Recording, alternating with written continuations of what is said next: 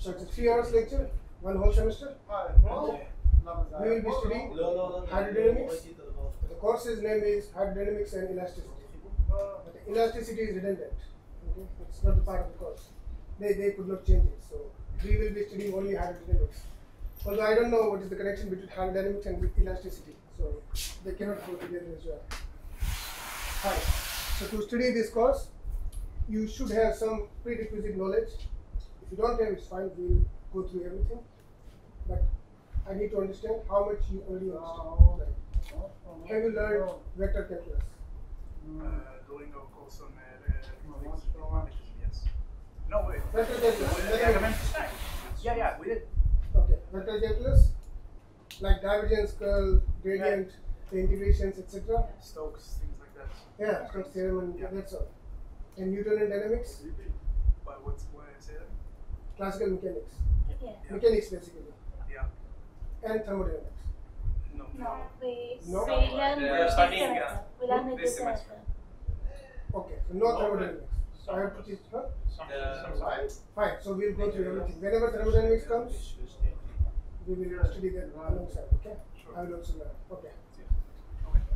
Okay. I don't know, we have to wait until they finish. So you are aware of the syllabus?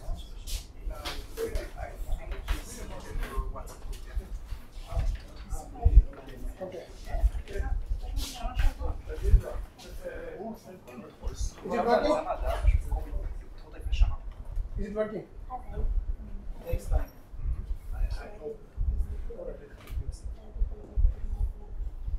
Okay. So we work without camera. Alright. So the course says classical hydrodynamics, right? Yeah. That means whatever moves, it moves with classical Newtonian speeds, much smaller than the speed of light. Okay. Okay.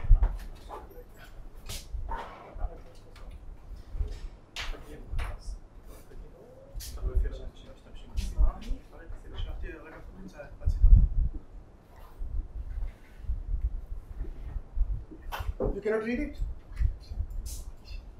It's last part. Okay.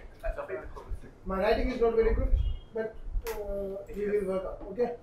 So it's hydrodynamics. Okay. So it's hydro and dynamics. When you took the course, I guess you understand what hydrodynamics is. You are my student.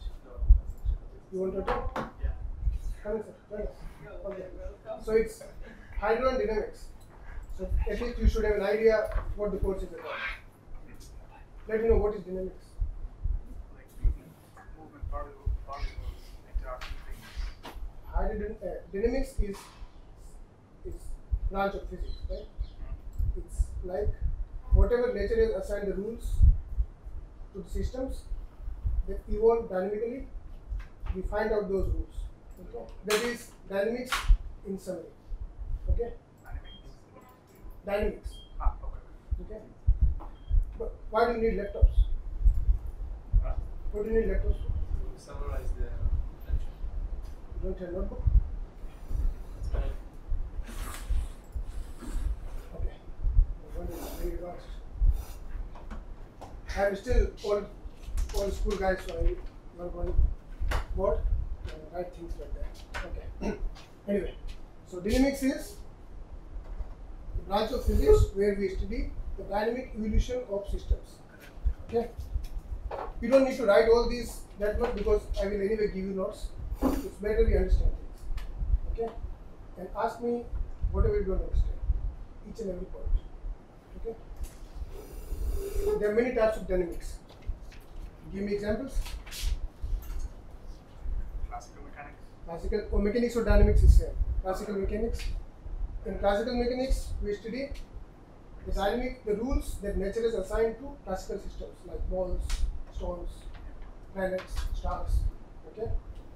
Quantum mechanics or quantum dynamics at microscopic levels, when the particles are very small. Thermodynamics. If I throw this pen from here, it will follow a certain trajectory and will fall down. Can you hear me properly? If not, you can come here. So if I throw this here, from Newton's laws, we find out what trajectory it will follow, and what time it reaches the ground, where it will land. So whatever the rules are, assigned to the particular dynamics of macroscopic objects, it is classical dynamics. However, we know that for microscopic particles like electrons, if I throw an electron like that, it will not follow that path. It was found out that it doesn't follow classical dynamics. So entire new branch was described for that, which is quantum mechanics. Okay. Similarly, he said thermodynamics. What is that? Like studying systems of many particles, but you don't want to study each one of them separately. You just want to know what the system will do in general. Which is like fluid mechanics. Yeah. Thermodynamics is the systems that evolve thermodynamically. Okay? They have internal energy, so it's more complex than the classical mechanics. Okay? So we study their dynamical evolutions and the rules that nature has assigned. Rules means how I understand physics like that. If you watch a football match, we have assigned some rules how players should play. Right? So that is like football mechanics. Similarly, in physics, when the systems were formed, nature has already assigned some certain types of rules. So we try to study those rules. That is all we can do. Okay, that's mechanics in sum. Now we come to hydrodynamics. What is that? It's the motion of liquids and fluids. Right? Gases are fluids. Okay, fluid means everything. Even gases, liquids, everything comes inside. Fluid is a very general term. Even plasma is fluid, which is ionized particles.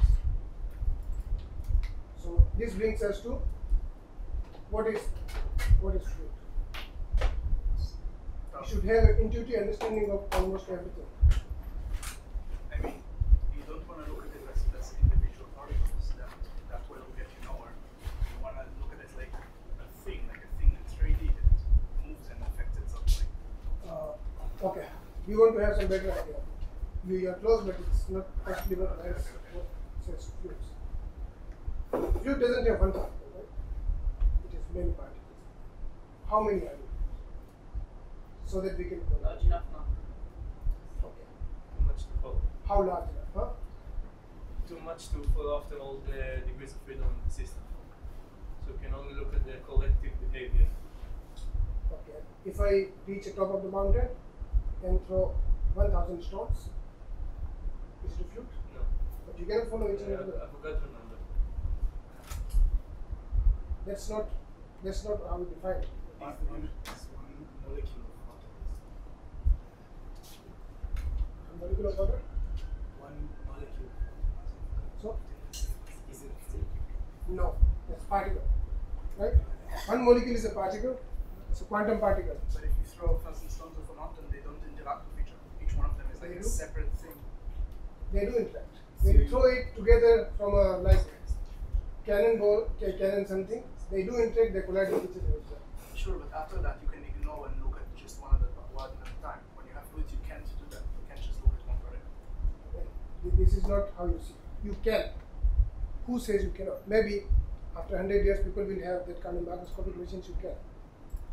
You see, we need to have a better physical understanding of what fluids are. Yes. It's about diffusion. Huh? Diffusion. For Diffusion. fusion. Diffusion. Diffusion is a process. Now we are trying to find what fluids are. Okay, so let's have a couple of examples. So the stream of stones that you throw from a mountain's peak is not a fluid. You intuitively understand it, right? You already know it's not a fluid. We just have to understand it physically, right? People who are coming out of cinema hall, like a herd. If I look at the trains in Mumbai, India is very crowded. I'm from India. It's a very crowded place. So from the train, when I went there for the first time in local train, people come out like a fluid. Huge number of people. So there should be, once I thought about the dynamics of mosquitoes, like many mosquitoes in a particular place, you still do not call them fluid. Okay? So let's physically understand what fluid means. The stones do interact with each other.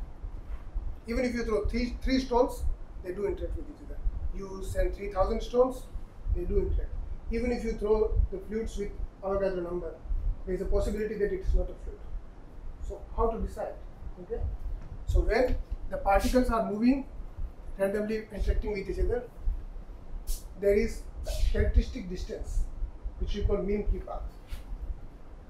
That is average distance a particle follows before interacting with another particle.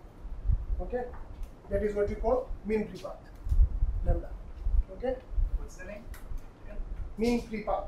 Mean free path. Mean, average. Okay, Oh, the free path. Yeah. mean free path.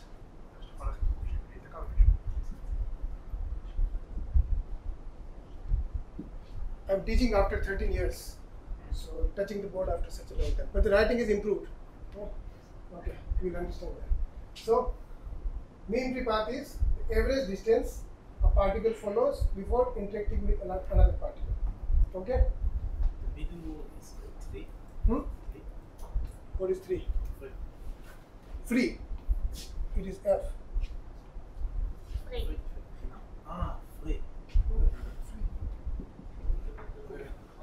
So, when we call it a fluid, the mean free path, there are two characteristic lengths. One is mean free path, and second one is the characteristic length scale of the system. How big the system is.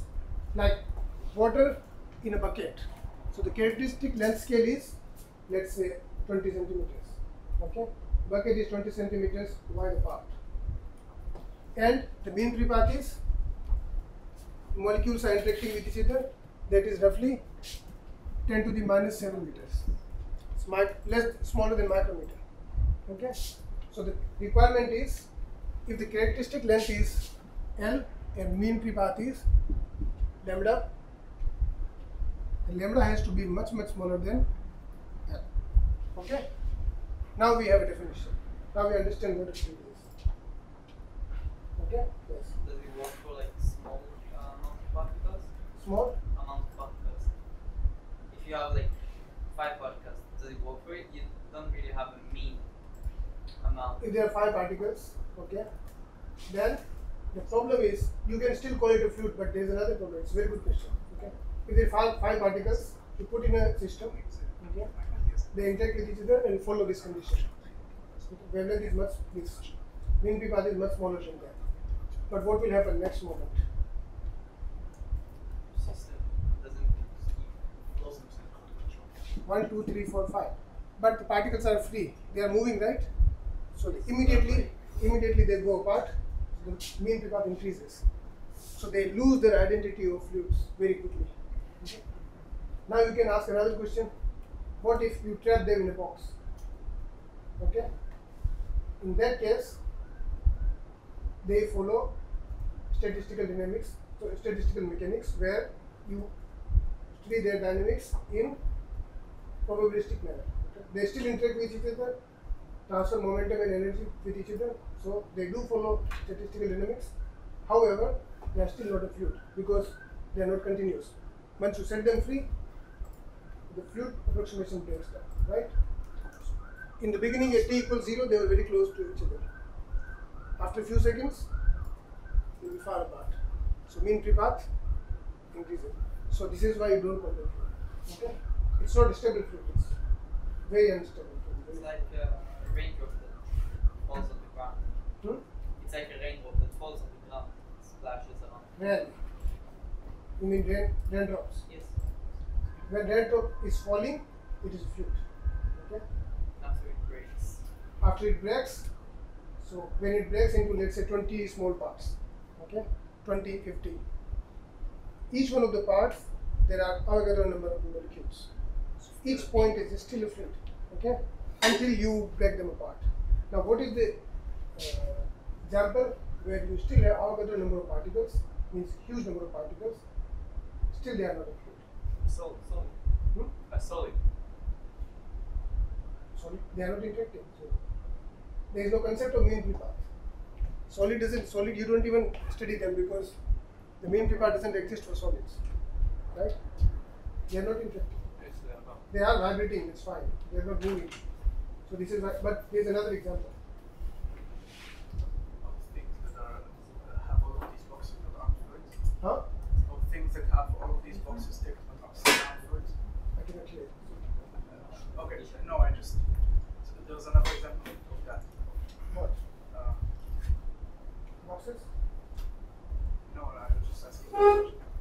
he said if the number of particles are huge, along with the number of particles, but I said there is a possibility that they are still not a fluid.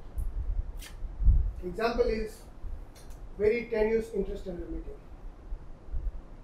The particles fall away from each other. If it's very tenuous, they do not even interact with each other. In that case, the mean free path increases. Okay? So we have a good idea of what fluid is. What is the meaning of tenuous? What is the meaning of tenuous? Low density. Tenuous, extremely tenuous. Okay? Very low density. So you have an idea now what a fluid is and when hydrodynamics applies. So our whatever we study in this course applies to only this condition, but the mean free path is very small. Okay? So for example, like a box with almost vacuum. Yeah, you take out the box with almost vacuum. No such vacuum has been obtained in the laboratory, but theoretically it is possible. You take out the gas as much as possible, leaving only few particles and not a fluid. Okay? Okay? Right. So you are aware of some. You have read the syllabus.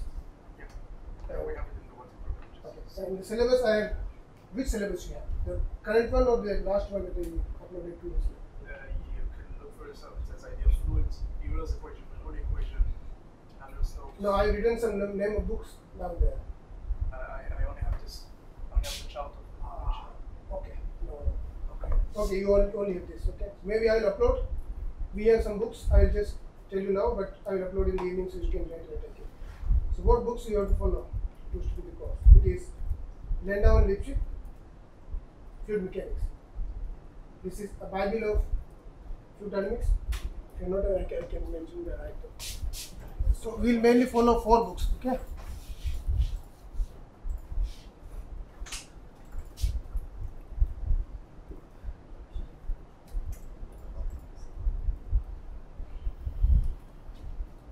Fluid dynamics.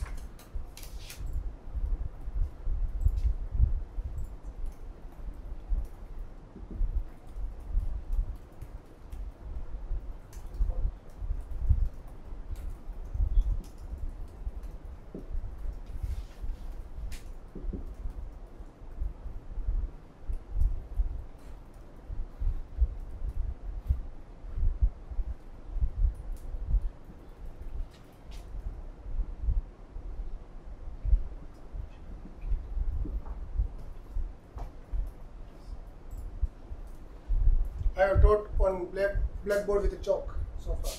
So the writing is not pretty good. Can you understand what I am writing? Some of the words. Okay. The particular ones. So you did not understand this? By context, we understand. It's like a doctor. Okay.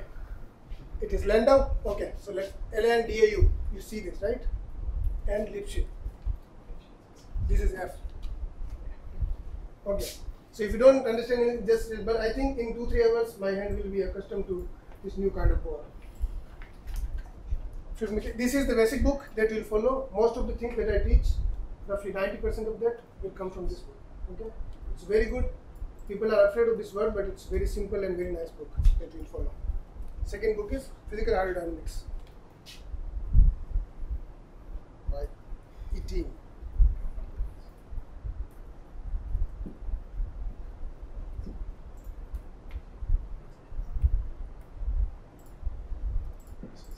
Eating go on. Okay.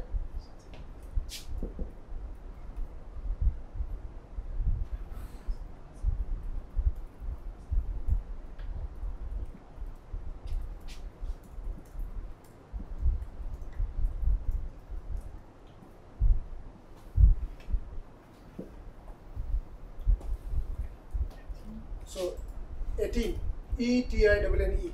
Okay. This book is very good for physical understanding of systems. It's a beautiful book. You can see whatever like we talked about this concept of fluids. These things are explained very nicely. Okay. Will you upload those to the lab? Huh? Will you upload it online? The books. Notes of the books.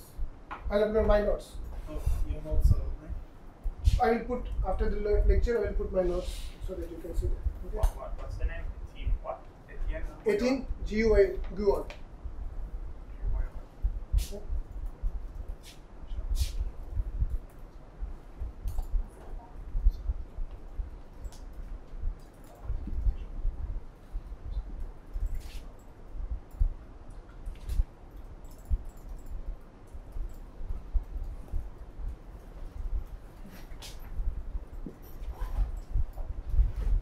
My writing is slightly improving. I can see that.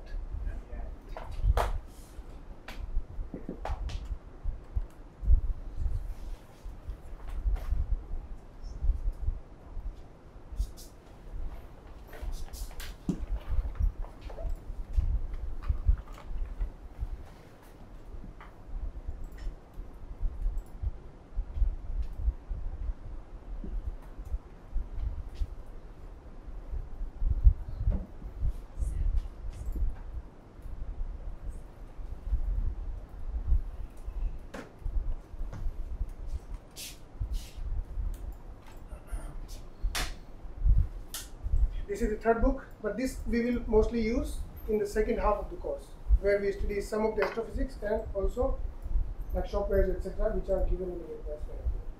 But mostly we will follow this book. Okay. The book is available in the library. How do you get the books from? Do you buy it? There's some in the library, some are online. In the library, this book should be online. Okay. I just looked up in the BIU library. The second and third books are online. Like No. For full text. This one. This one we have access to it for the university. The third one too. The first one I'm checking right now. The first one must be there. It must be. I'm not sure about the second and third, but the first one must be there. They are both there for text Okay. online. All right. So you will download this book. Yeah, for free of them. All right. So these are the books that we'll consider. Okay.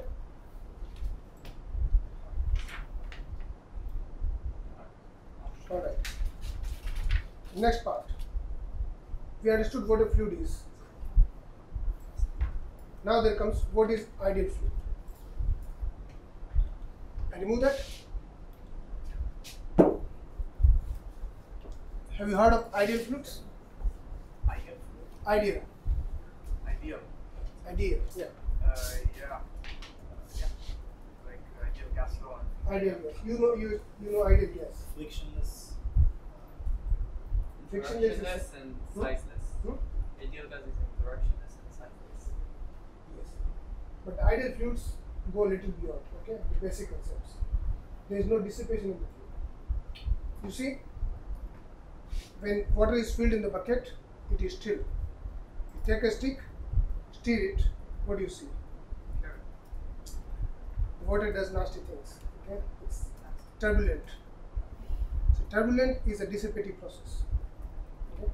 So in ideal fluid, you do not have any dissipation inside the fluid. So what will I see in stirring an ideal fluid? If you stir, okay, good question. Ideal fluid doesn't exist. Okay, we'll come to that first. And, okay. So if there is an ideal fluid, you stir it, it will still go without turbulence. It will have smooth rotation. Like twisting. It can twist, but there will be no turbulence. There will be no eddies. There will be no interconnecting currents inside it in an ideal fluid. Is it like liquid hydrogen? Liquid helium? Liquid helium is very close to that, but it is still not ideal. Okay? You put enough stress in that, it will also show turbulence. Will I see a That is superfluid. Will I see a singular point in an ideal fluid? Single point. A singular point, like a cone. Yes. So it has nothing to do with turbulence. No, it has nothing to do with turbulence will not be there. It will be streamlined flow. It can rotate. Okay. It will rotate, but you will see there is a smooth, like the smooth water flowing. Steady state. But it will. So when you turn on the tap a little bit, you see. Okay, that's the best example. You see that the small stream that comes out of the tap is very thin, but it is streamlined, right? After certain distance, it becomes turbulent. Are you aware of that? You might be. Have you seen a small stream coming out of a tap, but after certain distance, it becomes turbulent? right? Yeah. Remember that.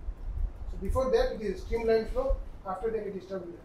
Why it is becoming turbulent? Because water is not an idle fluid. Okay? None of the fluids are idle. But we will see why we consider idle fluids. So idle fluids basically have no dissipation like turbulence, and they don't have conductivity. Okay? The question comes is, why do we need ideal systems? It's not just fluids, right? Like the surface, frictionless surface is ideal. Somebody said friction, but that is not for fluids. The surface which you assume that the friction is zero. No, Yes. the friction like between molecules. That is turbulence. Okay. But when we look at the solid surface, it's frictionless. Again, does any solid surface exist which does not have any friction? No? We don't say it has friction between the different particles because they don't move. You need movement to Surface, hold the surface. solid. No, surface. Yeah. When I rub my hand here, Uh, there is a friction. yeah. But when we say frictionless surface, does the frictionless surface exist? Only physics problems. Okay. So the question is, if ideal systems do not exist, like frictionless surface or ideal gases, why do we need them? To Because simplify. there are good approximations to some cases. This is one answer in many cases. Even if water is not an ideal fluid, we see the stream comes from the tap, it becomes turbulent once it falls down. But when you consider it as an ideal fluid, many of its properties are studied before it becomes turbulent. This is one reason. And second reason, until you idealize the systems, you cannot discover the principles. For example, the good example that I have is Galileo's relativity principle. You are aware of that? Can you say that again? Galileo's principle of relativity. Galilean, you know Galileo. Galileo. Galilean relativity. What Galileo did is, he gave the principle. If you do an experiment here, like you play tennis, at that time there was not much mathematics, so he explained it like that. If you play tennis, and you play tennis in a ship which is moving at constant speed, the rules of the games don't change. That is relativity principle. In constant frames moving with constant speed, the rules don't change. Inertial frames. How did he discover the principle?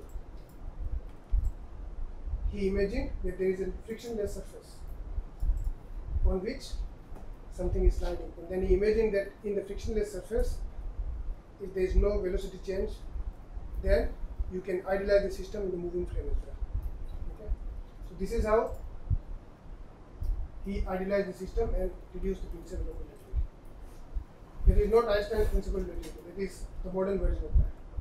So the message is, we idealize the systems, look at the simplest version of physical laws that can be discovered, and the second answer is, the ideal systems, idealized principles actually work. Okay? Like engineers, they study, like they use the principle of ideal gases on all the real gases. Very close. Alright. So now we understand ideal fluids. So when we study hydrodynamics, which is basically the motion of fluids, how the fluids will move. When they are, fluids have two properties, one internal properties and external forces. How they will behave when you put some force, external force, and their internal properties. What are the internal properties of fluids? Surface tension. Basic properties: density, Yeah. pressure, and velocity. There is temperature as well, but density and pressure are related to temperature. So, to define a fluid's characteristic properties, you need pressure, density, and velocity. These all quantities are functions of spatial coordinates and time. Okay. The moment you define how many quantities are here? 1, 2, and 3 components of velocity. It's a vector. Right? So you have 5 quantities. You can define the full state of the system. Ideal fluid. So every system, including fluids, follows some conservation laws. Some quantities are conserved. Nature has assigned them. Again, we are just studying what nature has assigned. Many times you cannot ask questions to nature. We don't even know many answers to the question, but we know what rules are assigned. So there are 3 conservation principles that are associated with fluids. Conservation of energy is one of them. Mass.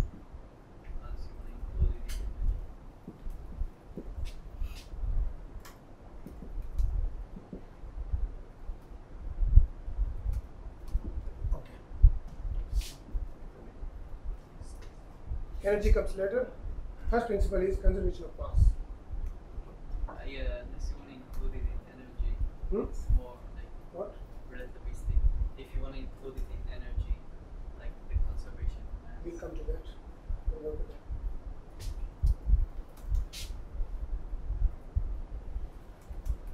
Mass. Okay? What it means? It means matter cannot be created, cannot be destroyed. Okay? Mass is conserved in any physical. If in a certain volume there is certain mass of fluid, if that mass decreases, which means some mass has gone out. If the mass increases, something has come inside. So total mass is always conserved. This is the mass conservation. We will look into it in detail. After mass, we have momentum conservation.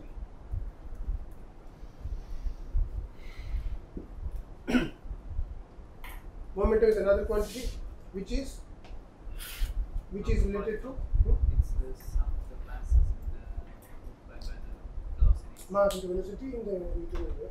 But isn't it like related to energy? Isn't it directly related to It energy? is. We'll come to that. Okay. But in Newtonian concept, these are different. But I'll come to that why it is related to energy. And the third one is energy. It is related to energy, but the energy has other forms as well. Right? Temperature, thermal energy. Fluid is moving, kinetic energy. Okay. If it is charge, if fluid has charge inside it, it's electromagnetic energy. So total energy is always conserved between the system and the surroundings. If the energy of the system is increased, some energy has come from outside. So are you writing everything, whatever I'm saying? Are you typing everything? Yeah. You can type it, but anyway, I'll give you notes so that it is okay. It's better to understand. Okay? And if you don't understand, interact and ask. Okay. So conservation of, okay. So he raised the point. Mass can be converted to energy. That was the question. Yes. That's the first one, and the second one, momentum is directly related to Okay. energy. From Einstein's principle, mass can be converted into energy. And energy and mass are interchangeable, right? Rest mass. Rest. Rest mass is mc square, m0 c square. But that feels like beside the point. That feels like it's beside the point. We don't usually go around and think about things we're doing as creating mass. We usually separate them in our normal statistics like lines. Right? This is why I taught them separately. Yeah. But from physical point of view, there is, okay, we are not studying relativity, but it's good to ask questions and try to understand that. Once we go to relativistic nature, and it is not just things moving at fast speeds, it is relevant at all the scales. In that case, there is an energy momentum tensor. Have you studied tensor, by the way? Tensors. Okay, we'll need that. Not everybody. You are familiar with little bit. What will What is it? we have to talk about? It's just energy command. What tensors are, how they transform. But if you don't know, we will cover everything. Okay. For example, if I write something and you are not aware of that, just let me know. Okay. So this energy momentum tensor,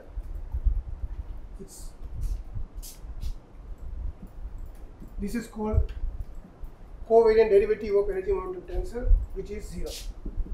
This is not part of our course. It has just come from the question. So what it means is it's kind of gradient, but in 4-dimensional space. This has x, y, z, and t all. It's derivative. So what it means is the total energy momentum tensor is conserved, which has mass, momentum, and energy form. Okay. So basically they are one and the same thing in reality. But it's always better to look at them separately because we are human beings. We are accustomed to see large things in our life. We don't see microscopic things. If we were microscopic, then we would not study like that. We would directly study like that. Microscopic and electricity speech, if you would have seen that. Yes. If it's conservation, then shouldn't it be divergence equal to 0? Because that's how much is being created. So it's like a great flat dot. Okay. It is divergence. Very decisive. You see this mu here, Okay. which exactly means it is current divergence for the 4-dimensional. It's the way you write the derivative of there. It's 4 divergence of t mu. This is how you call it.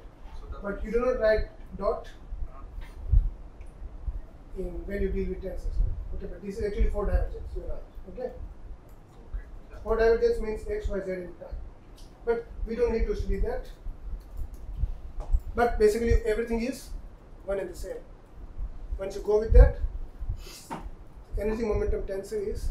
But now when I tell you energy momentum tensor, you cannot physically picturize, right? You can picturize these things. So the classical mechanics is more intuitive. All right. So now we see how these conservation principles are applied to systems. In our case, fluids. Okay. Isn't it very trivial that mass is conserved? Matter cannot be destroyed. Matter cannot be created. It's a very trivial statement. One can ask the question, why do you need to write it as a principle? Okay? Like you can deduce the laws of energy conservation, etc. But we will see that mathematically it is very important to have a mathematical structure of this trivial looking principle of conservation. Mass is conserved. If I have 10 rupees, rupees is Indian currency. 2 rupees go out, I will have 8 rupees, so total rupees are conserved. It's a very trivial statement. Economics doesn't have principles like that, right? But in physics, we will see that mathematical notation of simple principles are very essential to solve problems. Okay? Alright. I remove everything.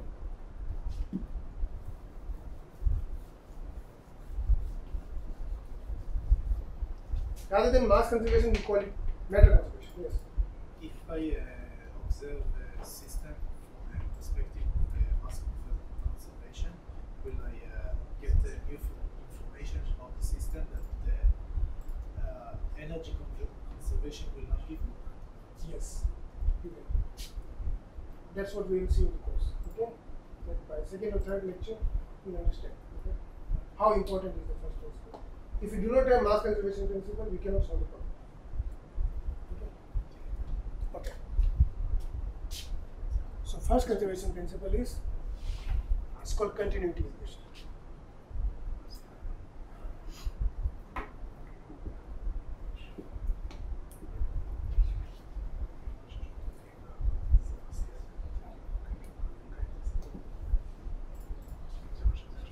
It is readable now.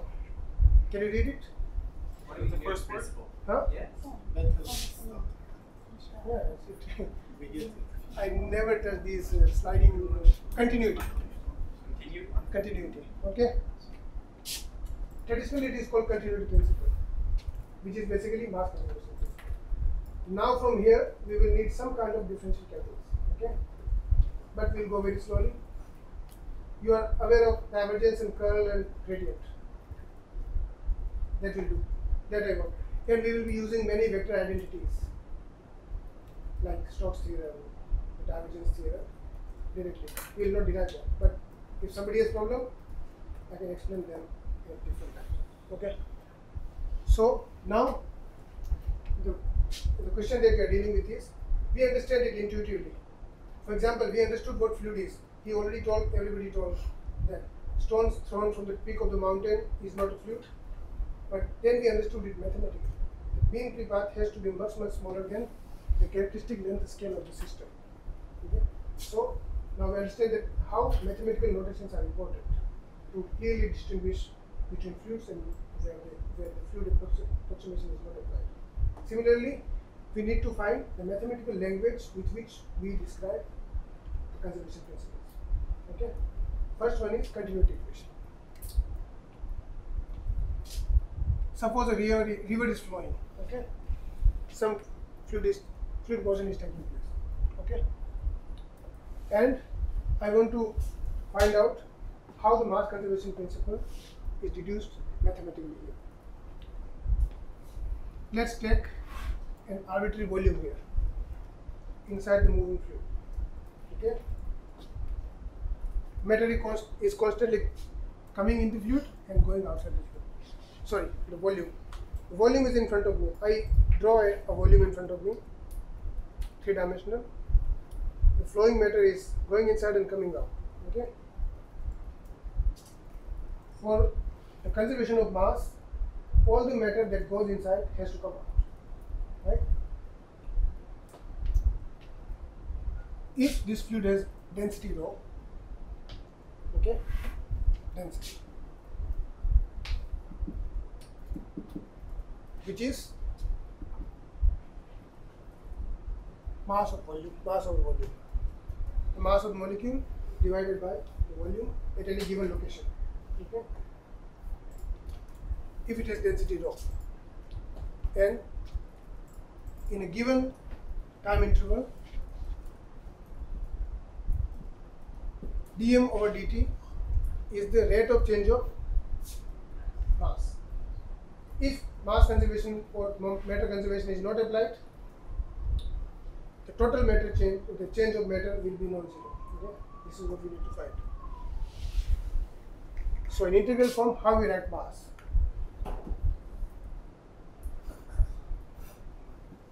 We write it like this: a differential volume, very small volume.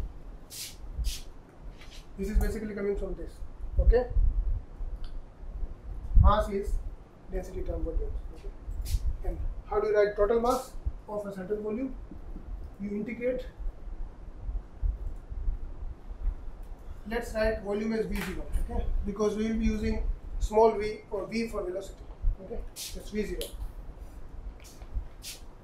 You need to ask me if you don't understand something. So what's dV0? dV0 is a differential volume element. So why the index? Hmm? Why the index? Why? The index. The zero index. This. Do you mean On this? the D. On the dV. The infinite. Yeah. You understood this part? Yeah, I just don't understand why you need the index. How much of this is Index V0. This is because I'll be writing V for velocity. Okay, so I don't want to confuse you with that. Okay, so we need to keep it separate. And this V0 means you are integrating over given volume V0. Okay, so mass is integral of volume integral of density. And how do you write the rate of change of mass?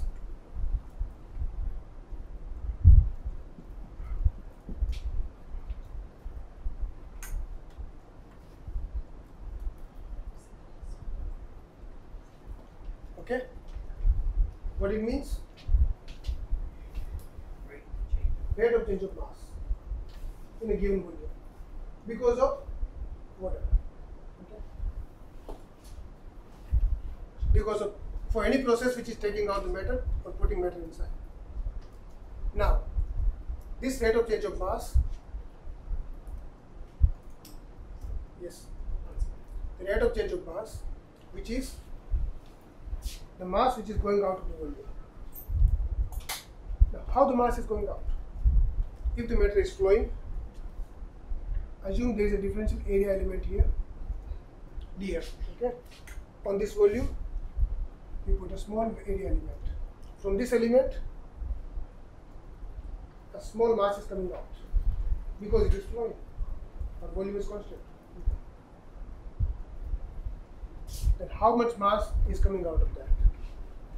This depends on three things. How dense is the matter? Denser it is, more mass will flow out. What is the velocity with which it is flowing? Okay. And what is the area? Bigger the area is, more matter will come out. Okay. So this rate of change of mass is equal to the lost mass for conservation, right?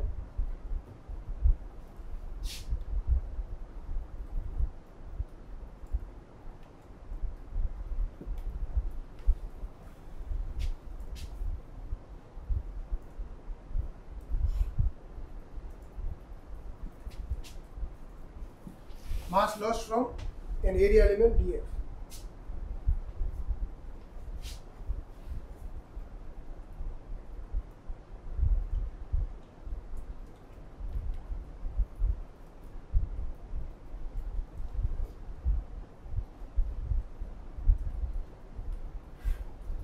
Area is a vector quantity. Are you aware of that? Surface area is a vector quantity. Right? Sorry, what? Area, surface area. Yeah. Volume is scalar, Yeah. but area is a vector quantity. Yeah, sure. If I took this area element here, df, the matter is flowing like that. Where is the direction of this area? Vector quantity has directions outside. Okay. So the matter is going out. Matter is going out, and it depends on density, velocity, and the area there. Integrated over entire area, this is amount of matter which is going out. Okay. This is surface integral. Here we are integrating over volume. Here we are integrating over entire surface of the same volume. It's the same thing. This volume and this, the surface is the same. Okay. This is volume integral. Here it is area integral, surface integral. Okay. So these two are equal. The mass which is lost by the volume is equal to the mass which is going out. This means once we equate these two, this will be equal to saying the mass is conserved. Is it clear to everybody?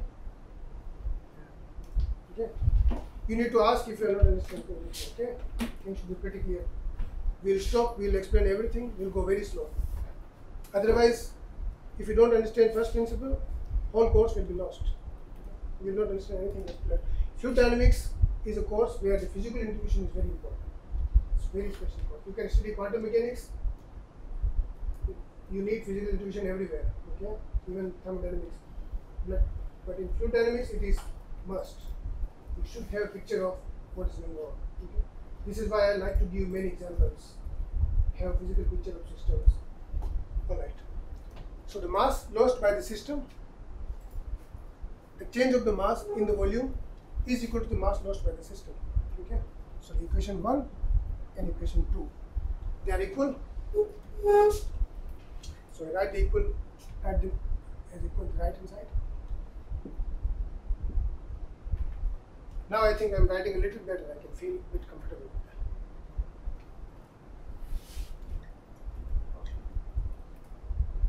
Equals minus surface integral. You'll always be careful with vector notations. Okay, you never mess with that. All right.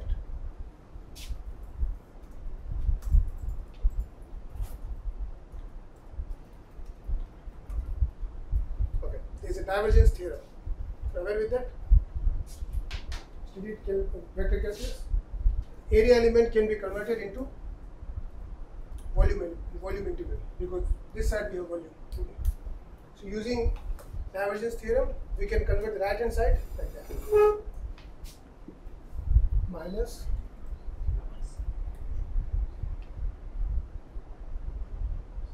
this we typically write for area integral only. For volume it is fine.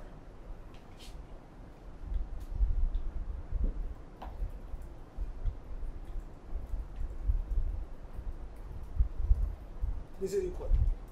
Okay.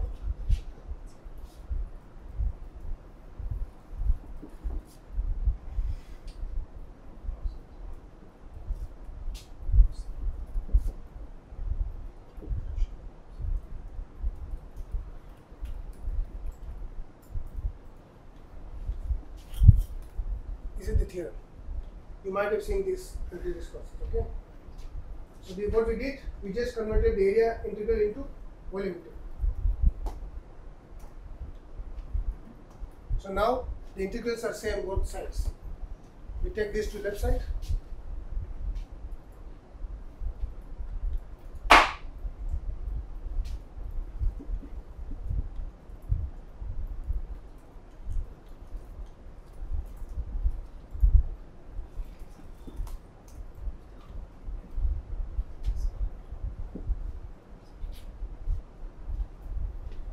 This is V0, okay, not V.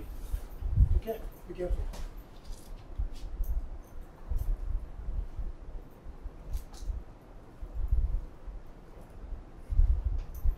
Alright.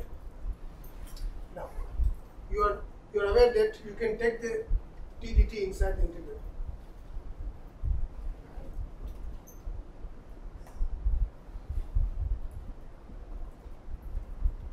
Volume integral.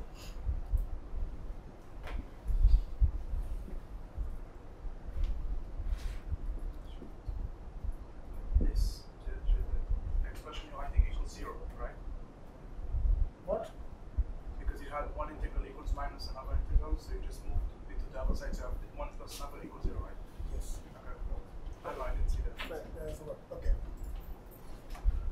So we write the expression in this form.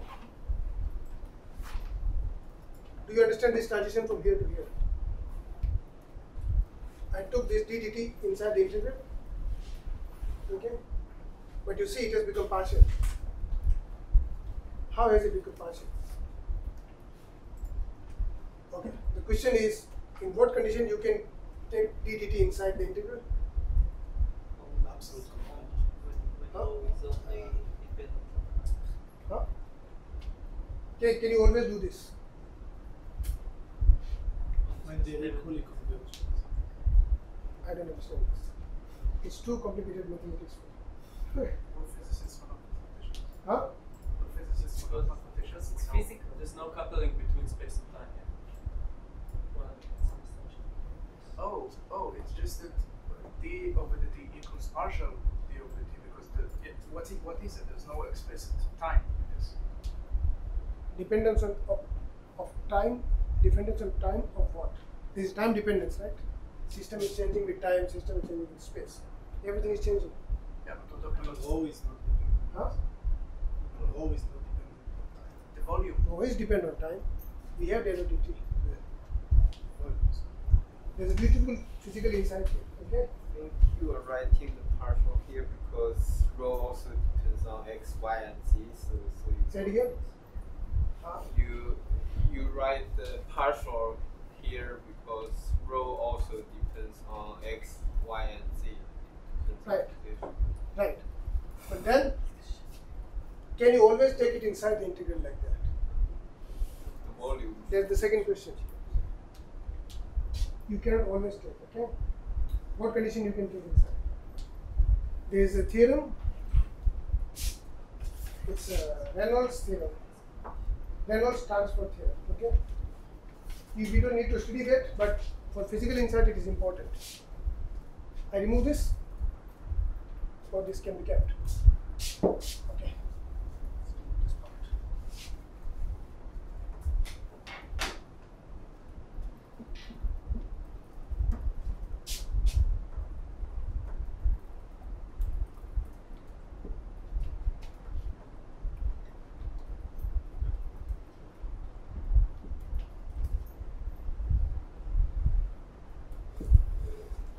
The theorem says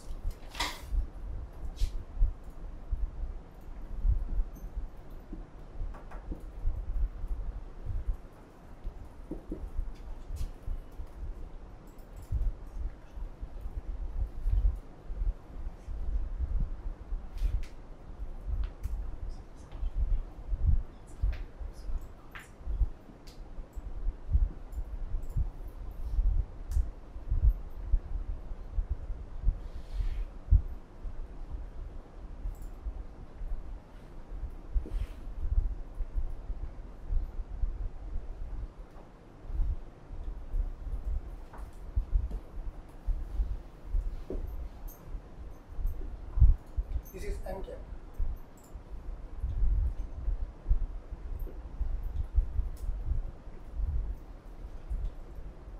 Okay. Here again, this is capital F. Okay. There's a mix up here. This is capital F, small f.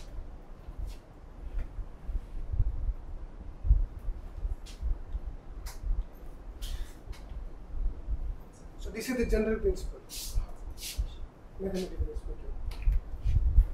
If you have this kind of integral of any vector quantity f, volume integral, you cannot directly take it inside it. I just wrote this term, right? You can see it.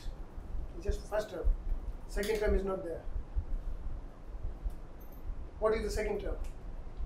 This Vb is the velocity of the element itself. Okay? You say f is a vector field? In the general theorem it is. Here is a scalar. In the general theorem it is. Ah, okay. It doesn't matter. Okay? Sure, it's just This is how the theorem is defined. sure. So if when I write only first term and ignore the second term, what it physically means, the reason why I write this, and you will not even see it in book like that because it's not needed. I can write away like this, but to explain its physical intuition, it is important. Okay? The importance is when you take this ddt inside, it comes inside. There are two functions, right? When you have ddx of a and b, dA dx b plus a db dx, right? Same thing should happen here. There are two quantities here. The second quantity is volume. So what we mean is the volume does not change with time. That means the volume element that you assumed is fixed in space. Only fluid is moving. It's important, right? The stationary volume element that you are assumed. Only in that condition this approximation is implied.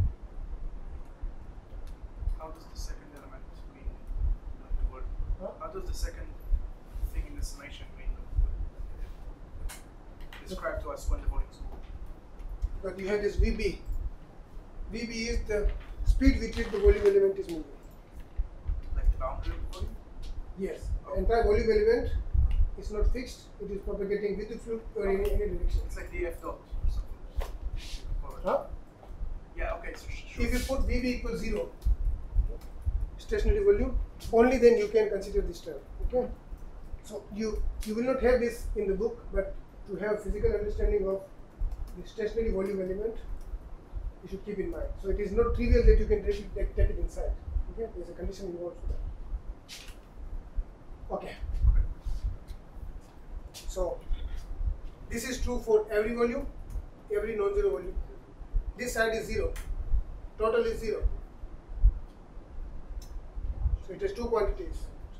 Can this be 0? Volume cannot be 0, right? This has to be 0.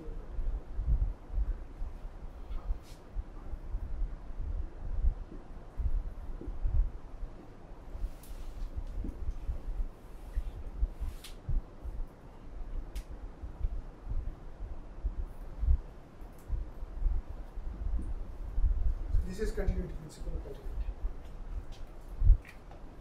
Is it clear? How did I take it up? It's some function a, volume integral is 0, that means a is 0. Otherwise the integral is 0. So our statement was very trivial. Mass cannot be created, cannot be destroyed. But in mathematical language, this is how it comes out. Okay? Wait, can the integral be negative sometimes? And then you have sometimes it's positive, sometimes it's negative, and the answer is 0. But the integral is 0. Yeah, but what if for some of the volume it's the thing inside the integral is positive and some of it is negative? Then you have the answer be 0. If it is positive or negative over entire volume, that means mass conservation principle doesn't hold. Somebody is creating the mass, or is destroying the mass. Okay? Not for entire volume, just for some of it it's positive, some of it it's negative. Volume by sum, there is one volume. Because you could subdivide it. there is one volume, there is one ball. Okay, there is a ball there. So what do you mean by it's half of the volume? So only when mass is observed, we can get the derivative inside it. You can always take the derivative inside the integral, but there are two terms. Okay. The first term is what I took there. If the volume is stationary with respect to the observer, inertial observer, then you can take it inside and keep first term. You can always take it inside. This is a mathematical thing. It's function. It doesn't have anything to do with physics. But the physics is that the velocity of the fluid element has to be zero. Stationary volume element. Okay. It's like you imagine an hypothetical volume in a river. Matter is coming in, going out, coming in, going out. Then we impose the condition from the beginning that the change of the mass in the volume must be equal to the lost mass. So this integral cannot be negative or positive. So when you say for half of the volume, what do you mean? Volume is just one, entire volume surface, like a sphere. You are integrating over the entire volume. So it's a closed surface. When you write like this, this is what this means it's closed. Okay? So it has to be zero. So this is the language with which we write the equation of continuity. Okay?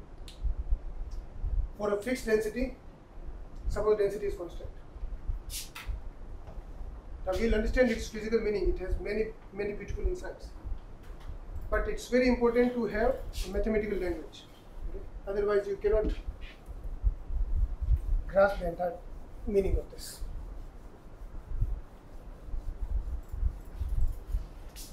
What if the fluid is incompressible? What is that? Density is constant. Density is constant. What's the example? Water.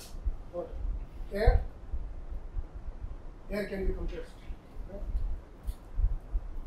Water is, ideally water is not incompressible. But if you put up a lot of pressure, there is some number, the volume changes by very small fraction. So it's almost incompressible. For incompressible fluid,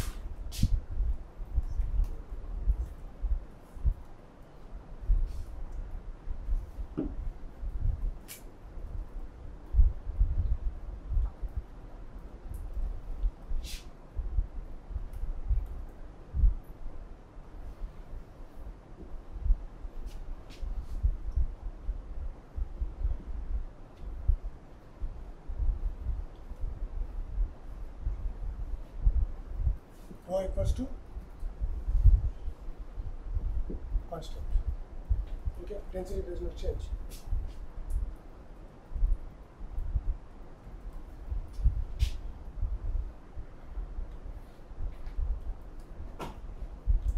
First, I write it in different form.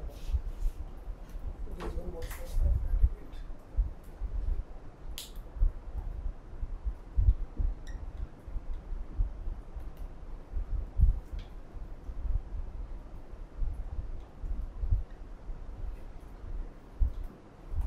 I just open this, okay? It's divergence of two quantities inside, one is scalar, one is vector. So I just open it into 2 parts. Rho, divergence of V, plus V, gradient of rho, okay?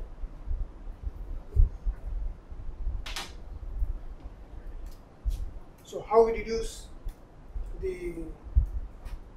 for an incompressible fluid, what will happen to these terms? Rho they will Gradient be of rho is become zero. zero. The gradient of rho is 0. Gradient of rho is 0. So this whole The side. gradient of V is zero. The rho does not change with time as well. This term is, the first term is 0, first term is 0, last term is 0, the middle term is. Also must be zero. So, what is the important outcome? The First term is zero. divergence of velocity is zero. Rho is constant. We know rho is constant. But once we put rho is constant here, what is the other outcome of that? The divergence. The middle term is automatically 0. Which means divergence of V is 0. this is something that we did not have it in our mind, right? Velocity cannot diverge, okay, if the density is constant over space and time. So divergence of velocity is 0 for an incompressible fluid. So whenever you say divergence of V is 0, this is a mathematical way of writing that the fluid is incompressible. Okay? Sorry, why is it 0? Because from continuity principle, Yeah. the density does not change with time. The density doesn't change with space. Oh, okay. This is 0, this is 0. Yeah. So this mathematical language gives us a requirement that the divergence of velocity is 0. So what it means? Study things. If the velocity diverges, density has to increase, which doesn't happen, right? So the gas that comes out of, you take a pipe, okay? What it means physically? You know the pipe where the water is coming out of the pipe. Oh, If it is gas, it can diverge, right? If it is water, it can't because then this is what it means, okay? like we say there's like a volume and the divergence is how much it's changing, how is the velocity changing from going in to going out. It can't change because then you need to make It's a stream, right? So water comes out in form of stream, cannot diverge, gases can diverge. This is what it means, okay? Any question on this?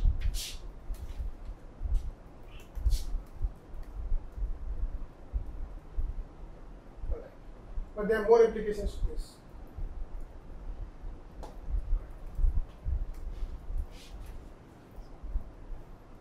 I wrote a term here which was the lost mass was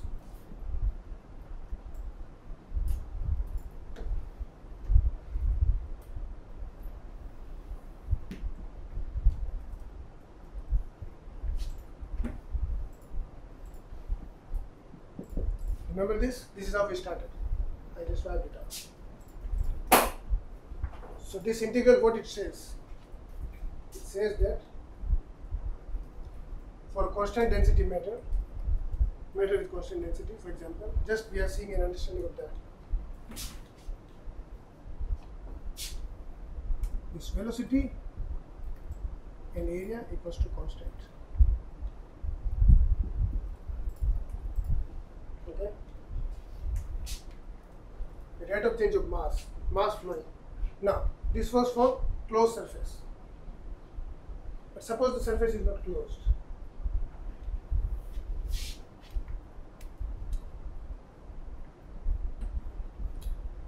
Something is flowing like that, and I keep an area element on the way. Is dm dt 0 for this area? you can't have mass inside the area. Mass can simply go out. Right? Yeah. For closed surface, it cannot be. It has to be non-zero for closed surface. Matter which is coming out, matter going in, has to be total matter has to be the transfer has to be 0. But from an open surface, it is not necessarily 0. So if it is an open area, okay, it may not be non-zero, may not be 0. It may be 0. When it is 0, nothing is flowing. Okay, so for open area, it is non-zero. So what it says is the velocity and the area is constant. Okay, and here we automatically assume that the density does not change for a reason, just to understand it physically. What it means, what do you understand with that? You may have seen it in schools. Velocity is constant, so it can only change. Okay. If there is a rubber pipe, okay, water is flowing, certain speed. If you pinch this wire from here, Changing some particles. when you pinch, what are you changing? Some Area. When you pinch, what are you changing? When you pinch, you are not changing the velocity. You are changing the cross-sectional area. Area, right? It was bigger before, but this much area. When you pinch it like that, it is smaller area. So what happens? Tell me by your experience. When you the volume is smaller. okay, the area is smaller, volume is smaller. Of course, what you mean is the cross section area with which the Decreasing the ice flow velocity. yeah, it flows faster, right? You pinch a pipe, you can see that it flows faster. You have the same amount of mass of blood flow, but less area, so it needs to be faster. So So VF is constant, VF goes down, V goes down. V is equal to Proportion. constant over F. So decrease area, velocity increases. Why?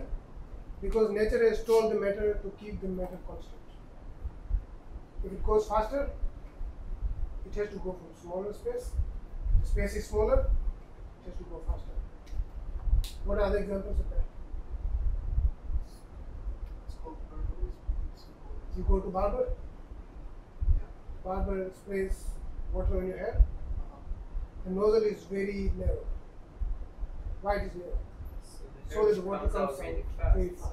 So that if it comes slower, then it will fall down. Barber knows the principle. Barber knows the mathematics. He just doesn't know that he knows. There are many examples of that. Okay, you can imagine endless. But I want you to think in mathematical terms, so that you can have very good physical insight. We have arteries. The blood flows in our body. When you run on a treadmill, when you run on the treadmill, the blood flow increases in the body. The body has automatic system. It decreases the size of the arteries so that it flows faster and reaches your parts because it needs more oxygen. The blood carries oxygen. Part of biology, but blood carries oxygen. When you run, your body needs more oxygen, fast oxygen. So the veins automatically contract, leading to faster speed of the blood, so that it reaches very fast. Our body knows this continuity principle. Our body knows all the principles, including all of the quantum mechanics. It works at smaller scales. So this is how they use it. Alright, do we have other examples? If you have any other examples, just give me. You see river? When river is very wide, it changes. It's slow. But you see the places where the river is narrower.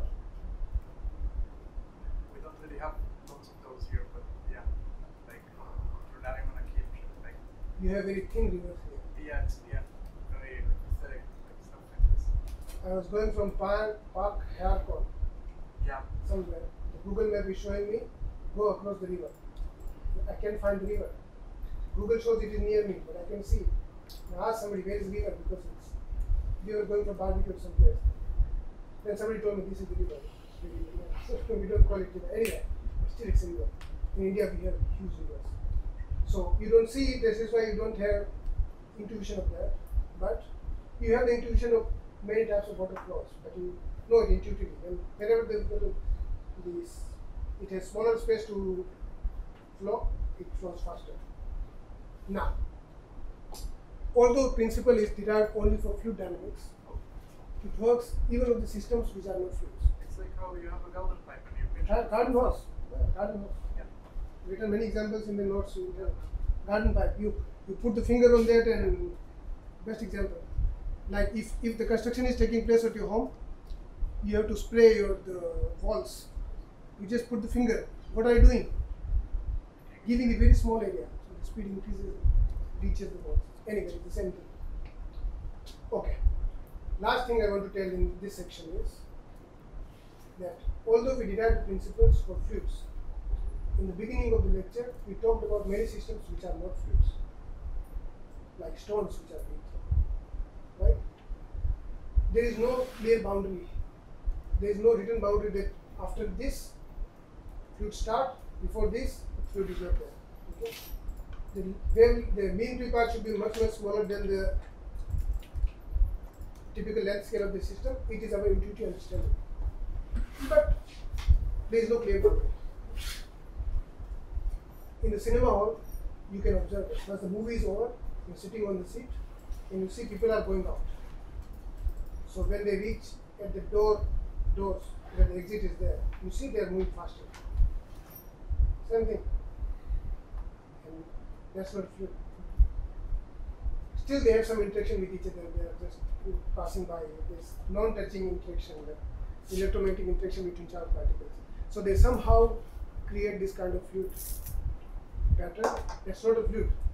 I warned you, don't consider it as a fluid. But the principles can work even in the gyms which are not fluid. Okay? I heard they have simulations that use like fluid dynamics to model like crowds coming out of places to prevent Crowds? crashes. What is crowds? Crowd. Yes.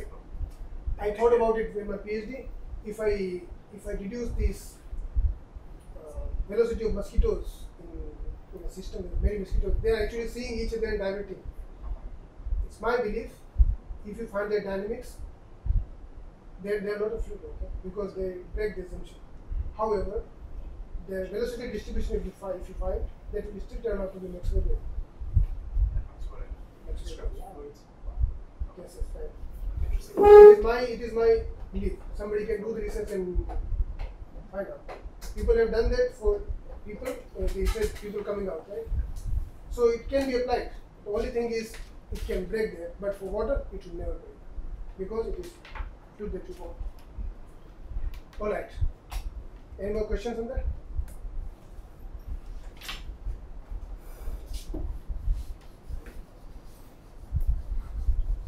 So what are the two other conservation principles? What the time is, Barrett? 5:20. So do you generally take breaks between the 3-hour lecture? Yeah. Yes, one is- Okay. Keep up touch it up, yes. So what is the pattern? How long you take the breaks?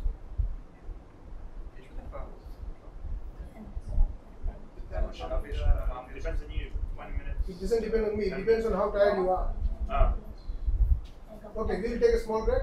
We start the next section, set the stage, then we take the break. Okay? How much time? 10 minutes. 10 minutes. Okay, 10-15 minutes. 15 minutes. Okay, so what is the next conservation principle? Is it clear to you? Completely? Okay. Next principle. Momentum conservation.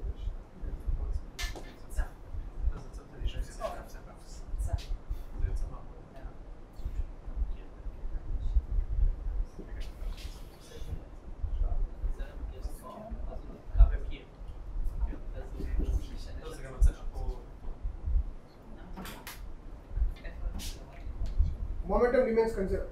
It's a magical quantity. Okay. You studied mechanics. Two balls collide. One ball is here. Another ball comes and collides with it. This ball stops. This ball starts moving. The momentum before the collision, after the collision is exactly the same.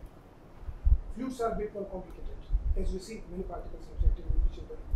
Even if you assume ideal fluids, they are still complicated. They are not like balls. Okay?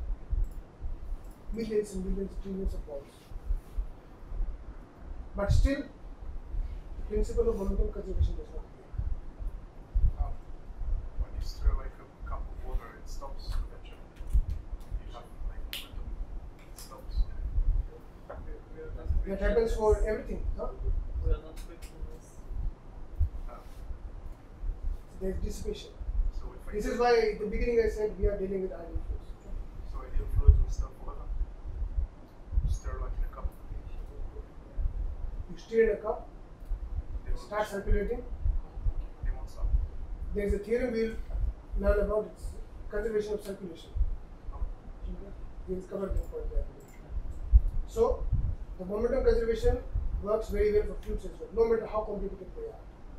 When you stir the cup, it stops eventually. But the same thing happens with the car as well. You push it, it eventually stops. Momentum is gone. Where did it go?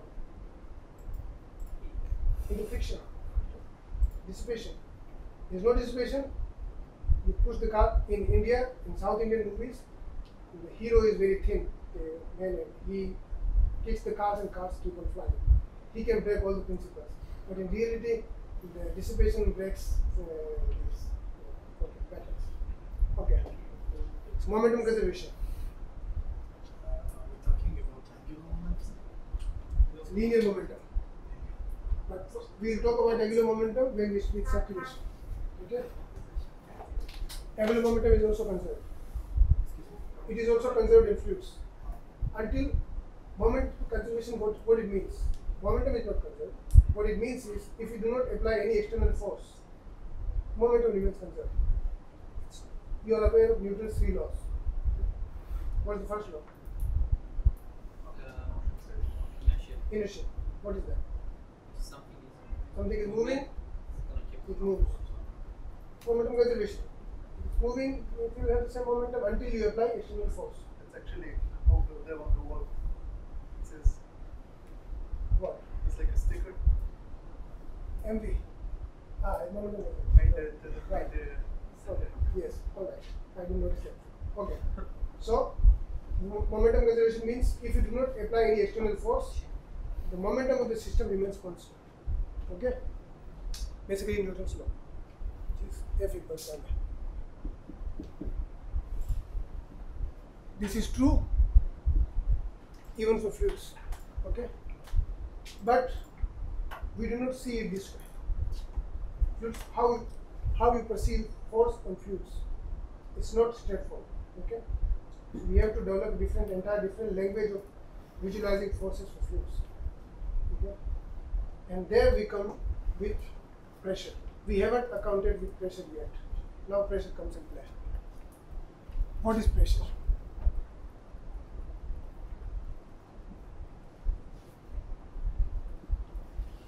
Something that you feel one day before exams? area.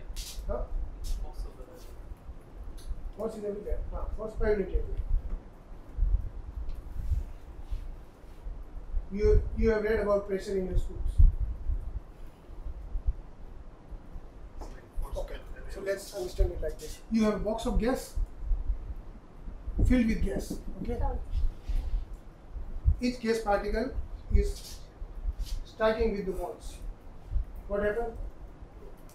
Bounces back. Against it, yeah. So it applies a force. Because its momentum changes. Opposite direction. So its momentum changes, so it applies force on the walls. Many particles are colliding. All are exerting force. So pressure is, if you take a small area here, let's say F, okay, area F, the pressure is defined as force divided by area.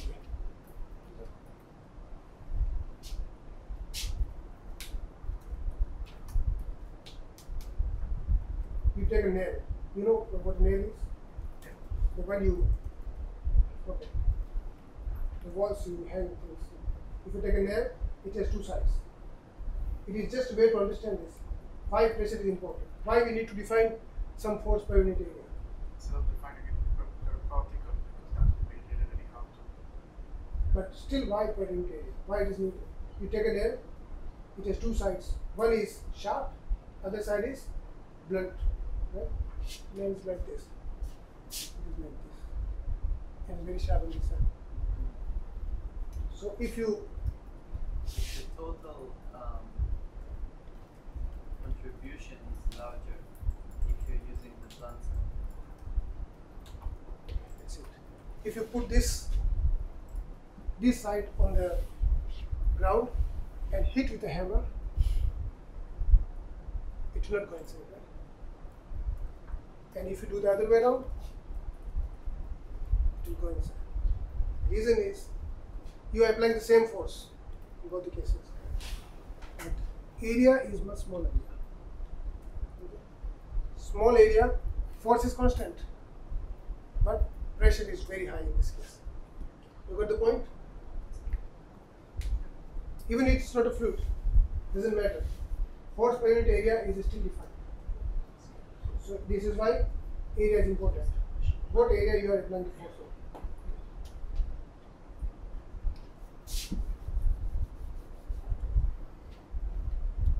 Okay. So we take a break in 5 minutes. Okay.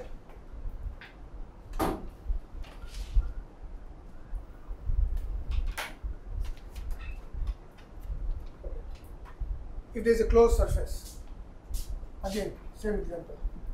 Fluid is flowing, closed surface. We go in the same direction. Okay? So volume V and a closed surface there. Okay.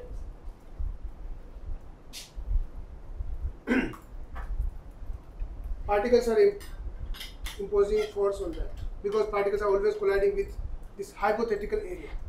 Okay. What is the force on this given area? Differential force. dF is okay.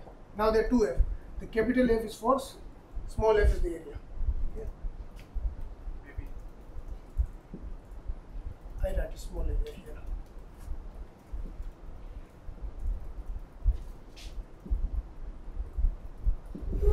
Force, differential force on the differential area is, it comes from here. This is okay. A small area element, the force imposed by particles is dot product of pressure and area. But it is always negative. Why? Okay, I'll explain this. This is the force applied on the Force applied on a unit area by the particles is negative. I'll explain this. First I write it, its integral part.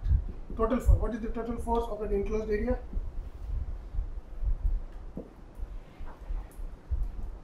This is okay? And wait, you wrote that pressure is vectorial and force is scalar? Okay.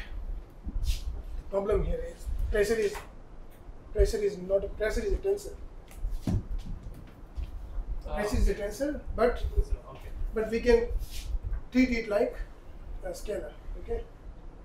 Pressure is actually tensor, but for our implication it is fine. We treat it as scalar. Then it's not dot product. Okay. So why there is a negative sign here? What it means is, if you have an area, total applied force is negative with the surface integral of pressure. PDF describes the pressure direction, like the pressure gradient. What it means is, Pressure coming out. the force is negative. We talked about the fact that area is a vector point. Okay? Which side the area points? Outside. Outside is outside of the point. Outside of the point. So there is no outside. The way you define it. Okay? Suppose this vector area has Sure. direction in this direction. Then particles are, this is area. Right? If you consider other surface, the direction will be this side. The particles are bombarded with here. So the area direction is this one. Where is the direction of the force? Negative. Negative, okay? It is just convention to take this. This is why negative sign comes here. Alright. So we found out on a closed surface, the volume that I draw here, the total force is the surface integral of pressure over entire enclosed volume. Okay? We use divergence theorem on this as well.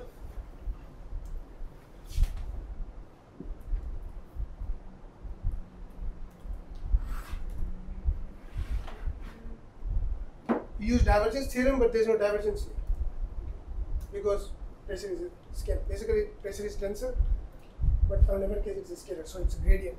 Okay, it's the same thing.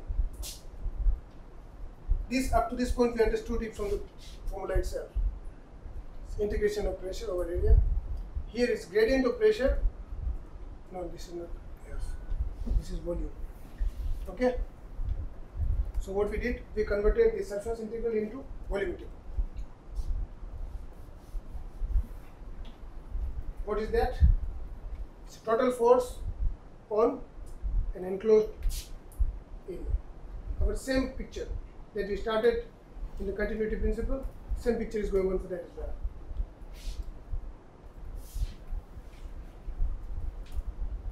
Now we find force per unit volume.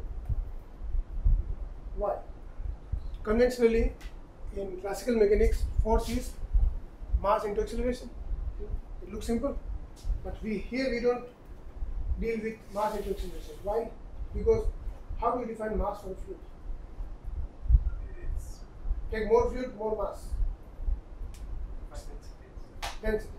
Okay. So instead of mass, we deal with density. Okay. So this is total force. So if I take force divided by volume, let's call it F0. Okay. It's a new kind of force for fluids because mass doesn't have physical intuition. It's not an object, it's constant mass. What is that?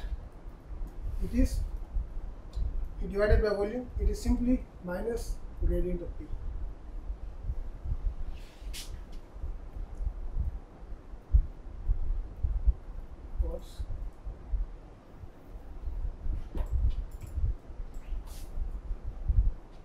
Force per unit volume.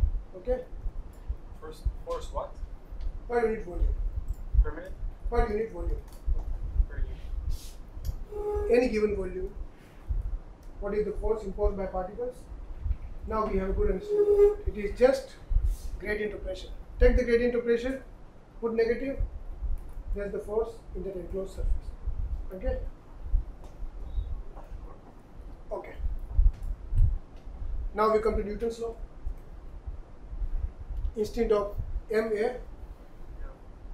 Rho. rho a. Okay? F0 is Newton's law.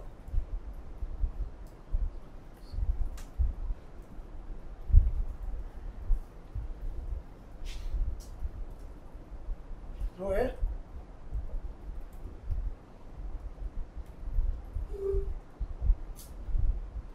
Okay. Which is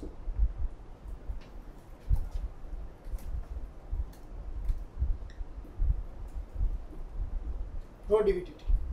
Okay.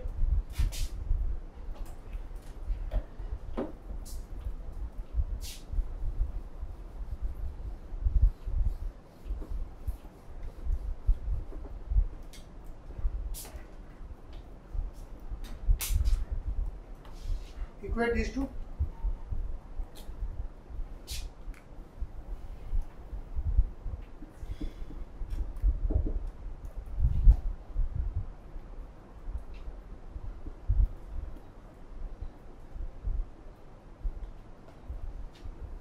And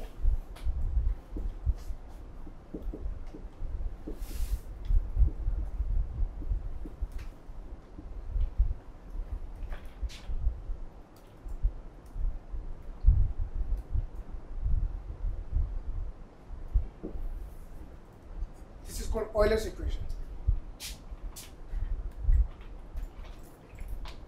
Okay. This is equation of motion for fluids. Like F equals ma is an equation of motion for particles and bodies. For fluids, it goes like this. Here we have assumed that there is no external force on the fluid. There can be more forces. Right? You put the fluid here, there is gravity.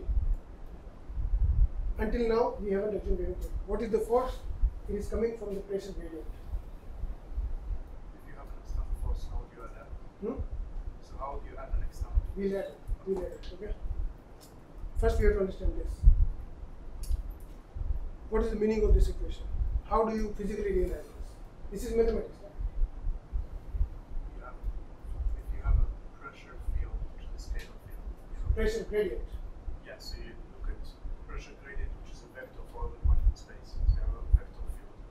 And then you say, if I'm at that point, that's the direction I'm accelerating. So this is like the acceleration field. Look at it. Let's take examples. Okay. Okay.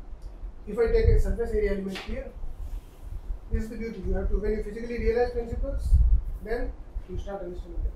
If there is an area element here, what is the force on this area element? By the particles. That's minus gradient. Zero. There is no gradient of P. P here, everywhere P is same. Pressure is an isotropic quantity. Okay. Fine. So there is no gradient of P in the room at every point. Whenever you see wind is blowing, okay, it is blowing because there is a pressure difference. Okay. Pressure difference means the gradient of pressure. I take another example. You take a balloon, okay, blow it. What happens when you blow the balloon? Use current. Yeah. Forget about the current. You are blowing it, giving energy, putting increasing pressure inside. Pressure on the surface area increases. Why are you increasing the pressure? Why are you increasing the pressure in the balloon? To inflate it. But why do you need to increase the pressure inside to inflate it? Because the balloon has a tension because of the elasticity. So you want to balance. It tends to go back. It tends to go back. So it has a force inside. Okay? It tries to go inside.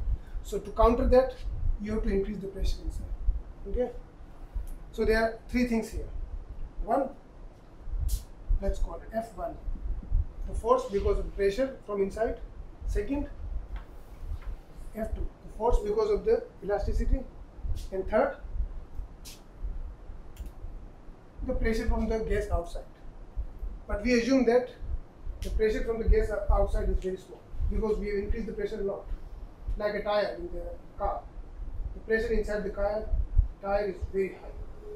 So the difference of the pressure from inside to outside is huge. External gas pressure is much smaller. I give you an assignment in which I will try to understand if you can find out what is the pressure by the air on this table. It is huge. Okay? But we will see it in the assignment. So what is happening here? The example is drawn to understand this principle physically. This force is much stronger than this force. But these two are almost equal. So basically F1 equals F2 plus F3. When you pack the balloon, it's ready for parting. Okay? When this closed, that means in equilibrium, this is there. Okay. Now what you do is, nothing will happen. Total force is 0. Right? Now you take a pin and make a hole. What will happen? Pressure will decrease. No. Balloon will break. Okay? If you put a hole on that, what happens? You break the elasticity. You break the elasticity. So this force is suddenly vanished. Okay? There is no elastic force anymore. Now what do you have? No, that in the moment it is not deflated yet. In the very pressure inside, which nothing pressure from outside. Outside pressure is very small. Yeah. Inside pressure is huge. So there is a pressure difference, which is pressure gradient. Okay. So you have this much. So this is pressure gradient, and it is negative. Okay. Basically clear. This is what it means. Okay. But there is more to this equation. We take a break. 15 minutes is enough. Okay. We meet in 15 minutes. Okay. Over the entire volume, we're talking about the container, right? It can escape that. The closed surface we're talking about. No. Oh. We are talking about an imaginary volume inside the container. Oh. Okay, if it's that. Any given volume. Any given volume. So you can subdivide it and say to every volume. That's Every why. volume. Inside the sea, a volume So that's equal why. the size of a fish, which is particles are free to come inside. It's a hypothetical volume.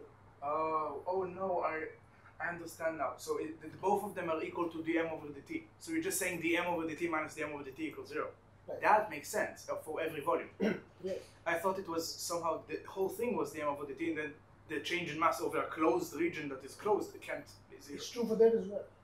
Yeah, but that's different. You have like you have boundary conditions and stuff. It's inside, right? Okay, so yeah, because you can subdivide it as much as you want, it has to be for every point as well. Arbitrary volume. Okay. Okay, but the question is, the volume element should be, yes, it can be even indefinitely smaller. It's like subdividing it more until you have the infinitesimal point until it. It is preferable to keep the volume element much bigger than the mean free path. That is the condition. Okay. Okay. Like if you're taking volume in a room, if you're taking like a simulation of air in a room and you're subdividing it into parts, you want to keep each of the parts larger than the mean free path. Always larger. The volume is much smaller. There is no particle inside. The mass conservation will still be holding. Okay? Because when you talk about differential, when you talk about differential, it is infinitely small. So it's fine. But when you imagine about the volume, it's always good to assume big enough compared to the smallest distance between the particles, so that you can have physical distribution. Is that because you have a behavior that's kind of like it can happen at big scales and it can happen at small scales as well? Like it's recursive for it can happen like you have swirls here and swirls, not squirrels. Over there, like you're talking about keeping the volume element large enough, as if you were discretizing it. That's a different thing. Large enough so that it has particles inside. And then you can pretend it's a particle itself and it's a much smaller system. Like, and then you can treat it like a point.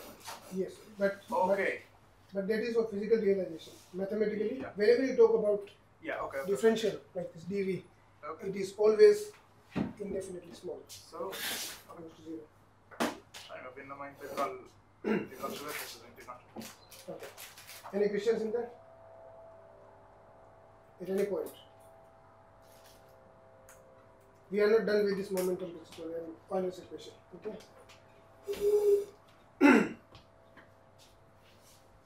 All right. So as I said, the momentum in itself is not. It does not have very good physical realizable meaning in fluids. This is why we deal in terms of density. So, if the density is constant, you can write it like that. This is momentum density. Okay.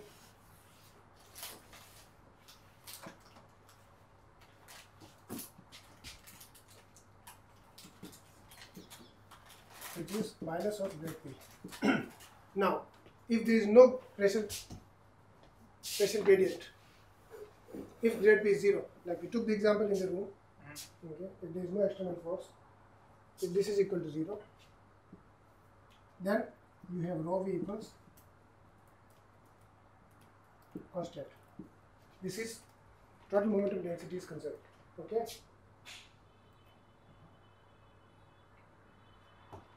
Or, in other words, the fluid flows with constant speed, given certain density.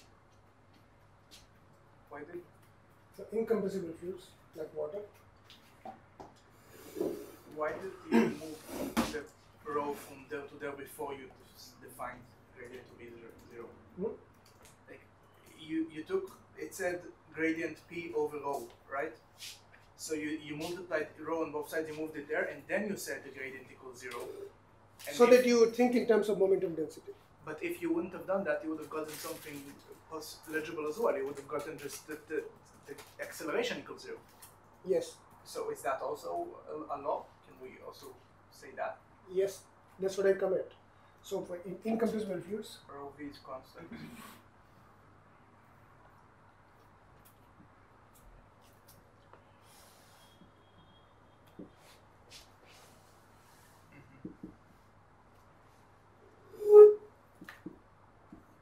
V is equal to constant. Okay. If there is no external force or there is no pressure gradient.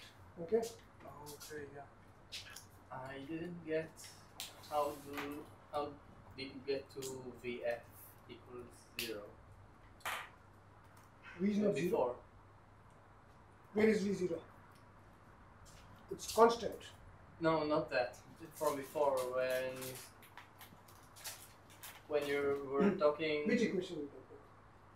The speed times the surface area equals a constant, so that the speed of the fluid is something over the cross section area. You have to tell me which part you are. Which equation? Just tell me the equation. Show me the equation. Vf equals constant. Where is Vf? What is Vf? V is the speed and F is the cross section. So you are asking something that we did before. Okay. Yeah, I thought I got it, but Alright. So we derived this, that the mass flux passing through surface area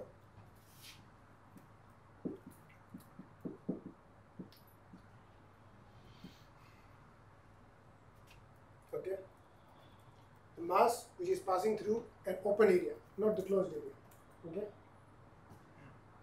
is this. There is a cross section area. So what is the rate of mass crossing through this area? Okay, so we found that it is rho v f. F is the area.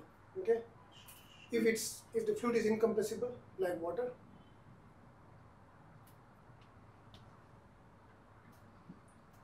But it's like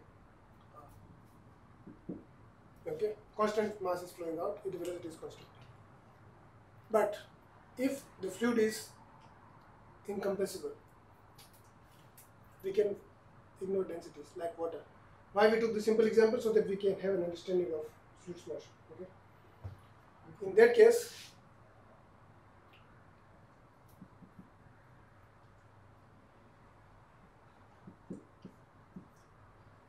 Vf is constant.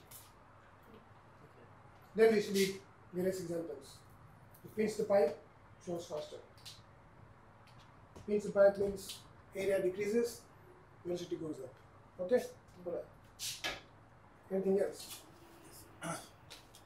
Here you will T times V equals constant. Rho times V. It's It's density. density. It's density. Fluid density. Okay. Yes, fluid density. So momentum density is conserved if there is no external force. Okay? Okay. So the general version of Euler equation is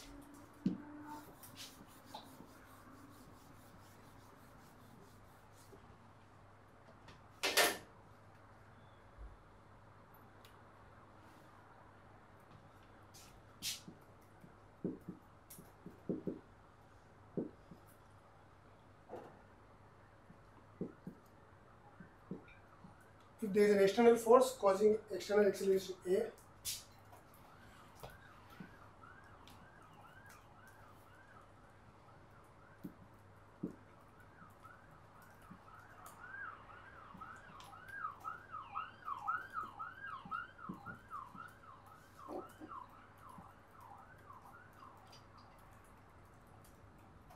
okay, then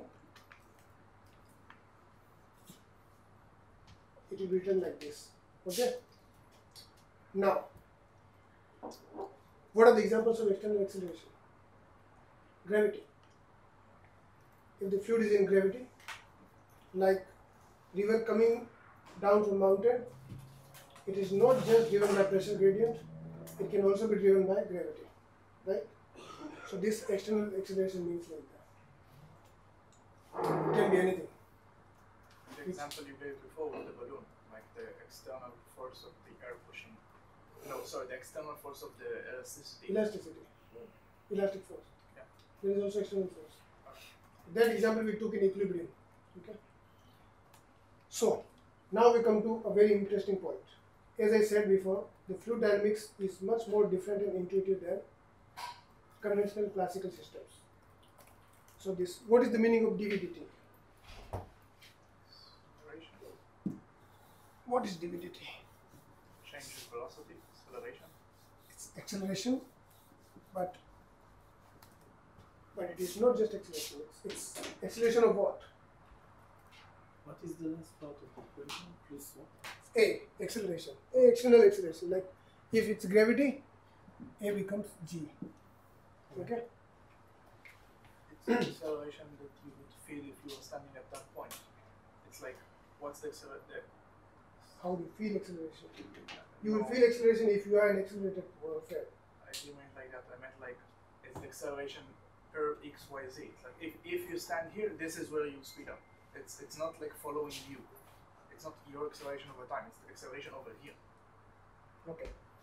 It's little more complicated than that. Okay. It's change of velocity, but the velocity is function of 4 parameters. X, Y, Z and time. 3 coordinates and time. So it has 2 distinctive components when you talk about fluids.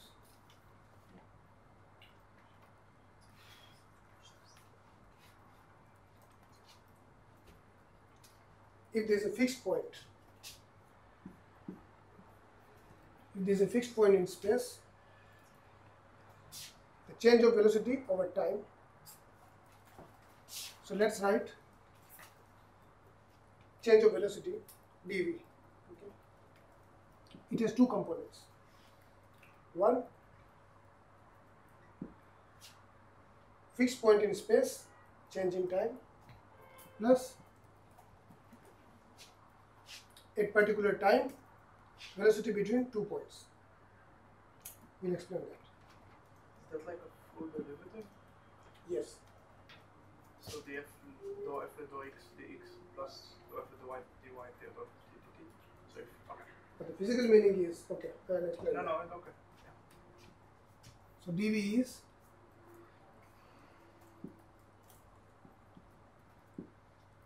okay, rate of change of velocity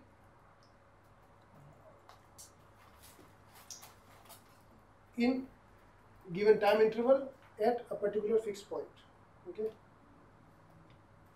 plus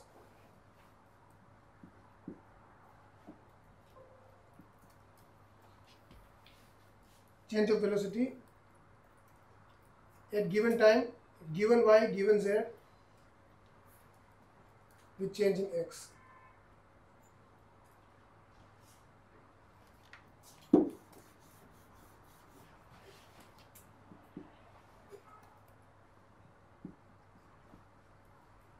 Similarly for y and z. Mathematically, it's basically total differential. Okay. These are partial differentials, which means when it's like del v del t, that means x, y, and z are fixed, particular defined point. Alright, del v del x, that means time, y, and z are fixed. Okay. So it can be written like that.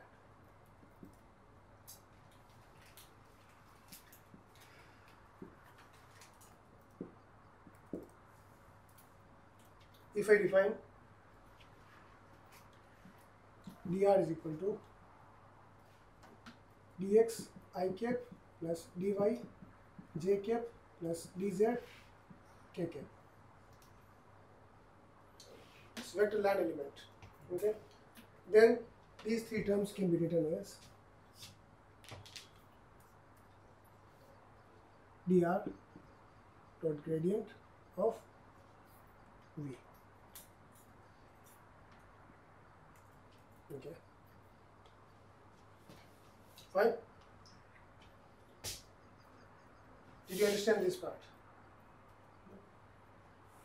If we take this dr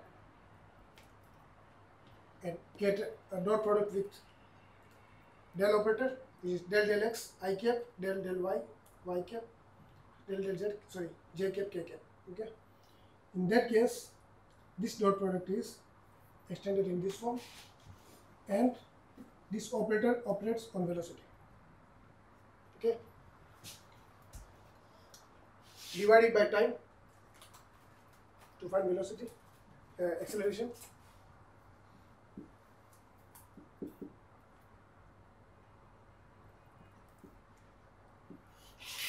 This dt is gone, plus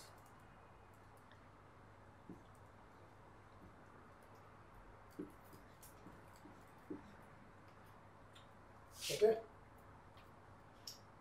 dr dt, this is gradient, dr dt is velocity v. Okay, so I write it like this.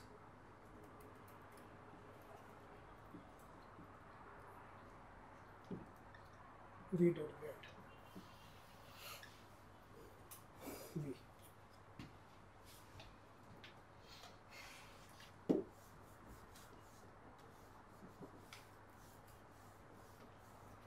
So now you see it, how velocity is perceived. in this form. So the Euler's equation becomes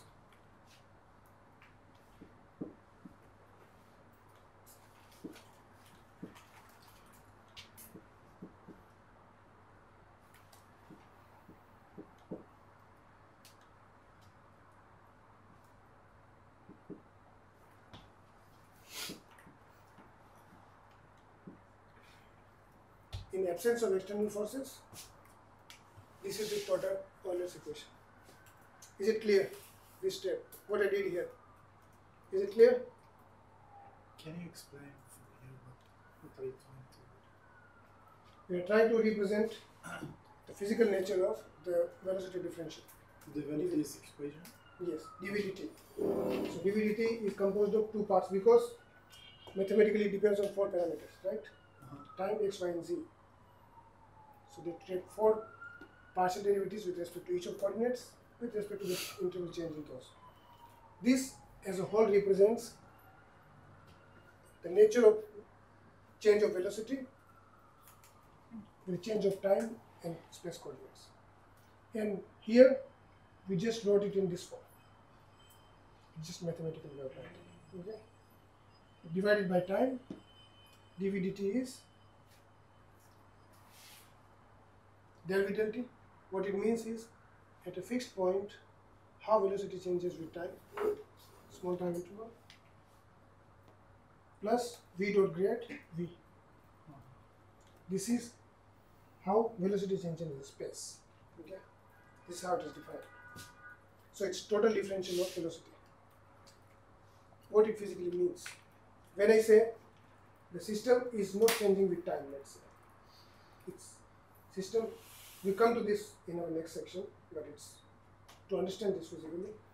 When we say system is time independent. We say it doesn't have explicit dependence.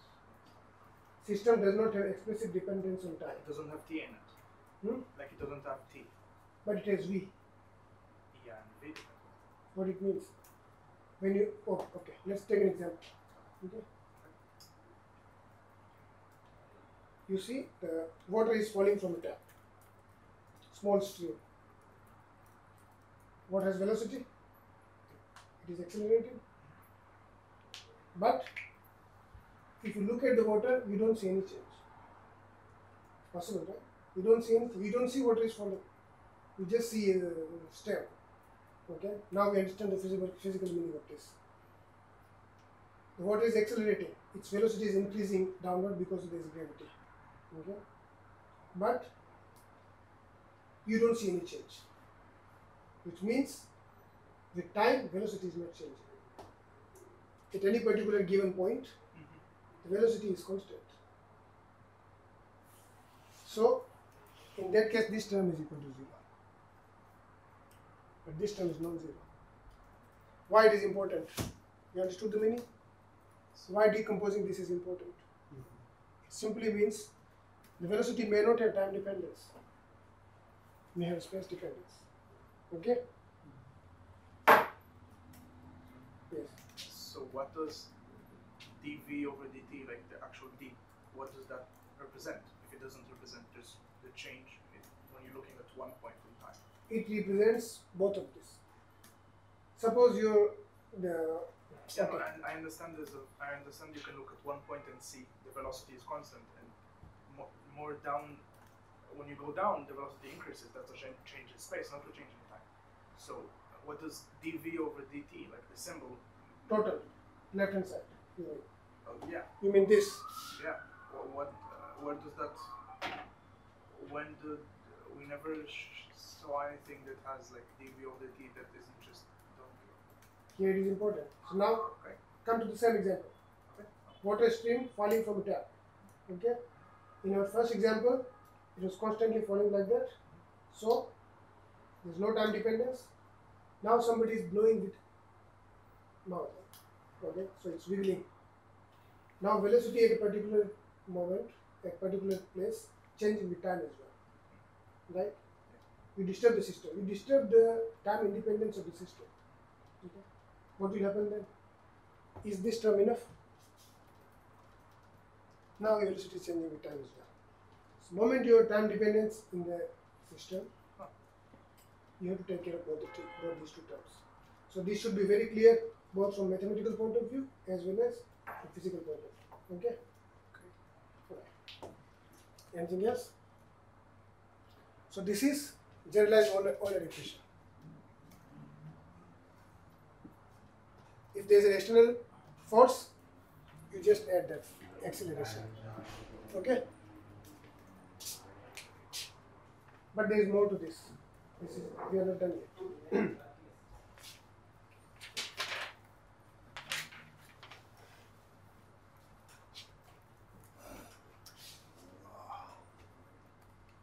Okay, we will use this. So I can remove rest of that.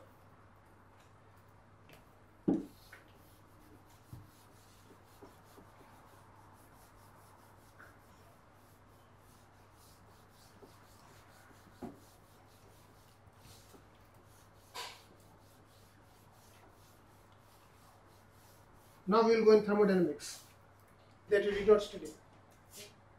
You did not study thermodynamics. Okay, then we will go slow and we try to understand everything.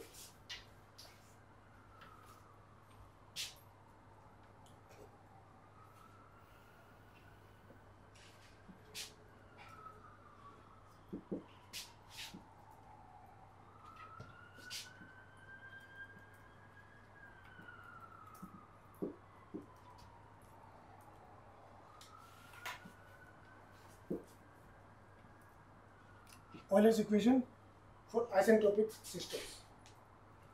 So you are not aware what is isentropic. Yes. Independent of the direction.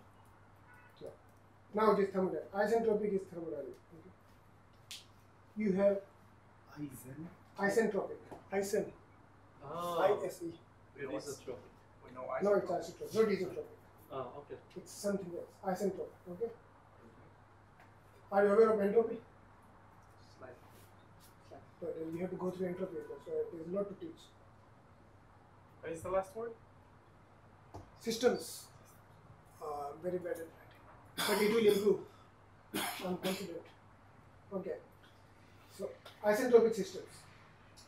In simplest terms, you have thermos flask, put hot water in there, and close the lid. What happens? Equalizes. Hmm? It equalizes. There is no exchange of heat from outside. Yeah. The system inside the thermos flask cannot take any heat from outside. But inside the flask, something is happening. Right? Can you repeat the question? There's a thermos flask. Okay? Insulated walls. Heat cannot go in, heat cannot go out. You open the lid, fill hot tea in that or hot coffee. Close the lid. Okay? There is no exchange of heat from outside to inside. Inside, there is exchange of heat from tea to the surroundings. Okay? After some time, equilibrium will reach. So the temperature here and temperature here will be the same. So the process which is taking place inside the thermos is this is an isentropic system. It means the system. Have you heard of adiabatic systems? Adiabatic. What does it mean? Adiabatic means system that cannot take heat from outside. Closed system? It can be closed. This bottle is also closed, but this is not adiabatic. It can take heat from outside. So close to temperature. Close to heat transfer, not temperature. Okay. Okay? Temperature can change. You see, this was hot, T1, this was cold. Now this is getting colder, this is getting hotter. So the heat exchange is taking place inside the system. Sorry, the temperature change is taking place inside the system, but there is no heat exchange from outside. Okay? It's like heat is energy. Yeah. There is no energy transfer. Temperature is not energy. So it's like no heat can go in or out. It's like Neumann boundary conditions. It's isolated system, which is closed for heat exchange with the surroundings. Okay, this is what we call adiabatic systems. Okay. so I have to explain these terms first. Okay. All adiabatic systems are not isentropic.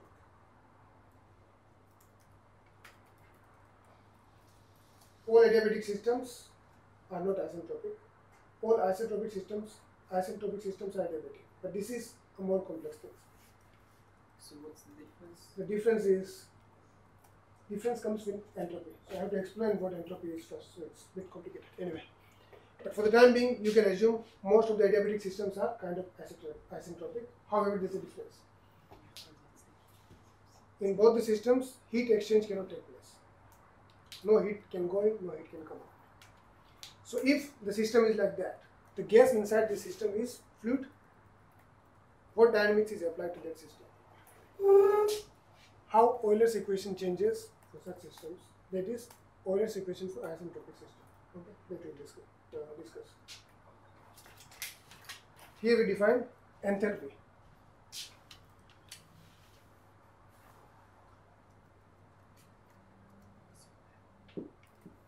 Enthalpy. Okay. Enthalpy is heat function per unit mass. It's kind of energy of the system.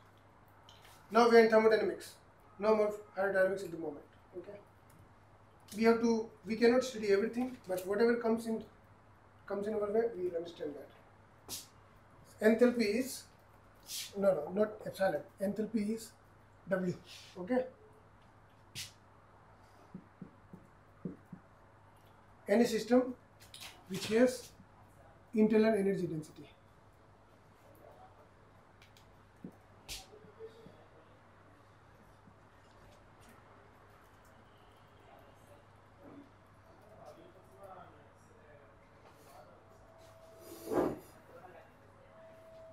Per unit mass.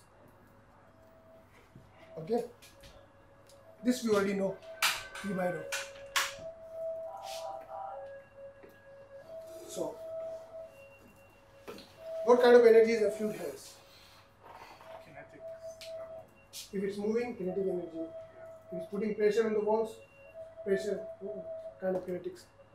And it has the particles which are moving randomly, they have internal energy. Particles have mass, that's also energy.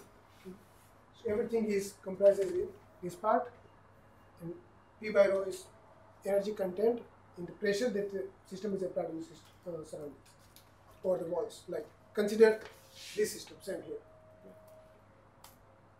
So this internal energy plus P by rho is called enthalpy.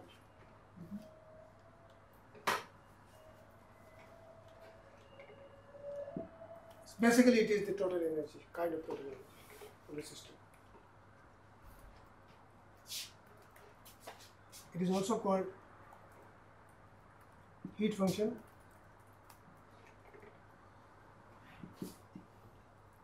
per unit mass.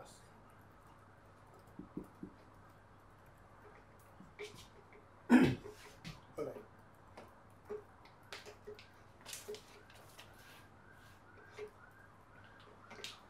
So we want to represent Euler equation in the form of enthalpy. Okay. For isentropic systems, that systems that cannot take heat.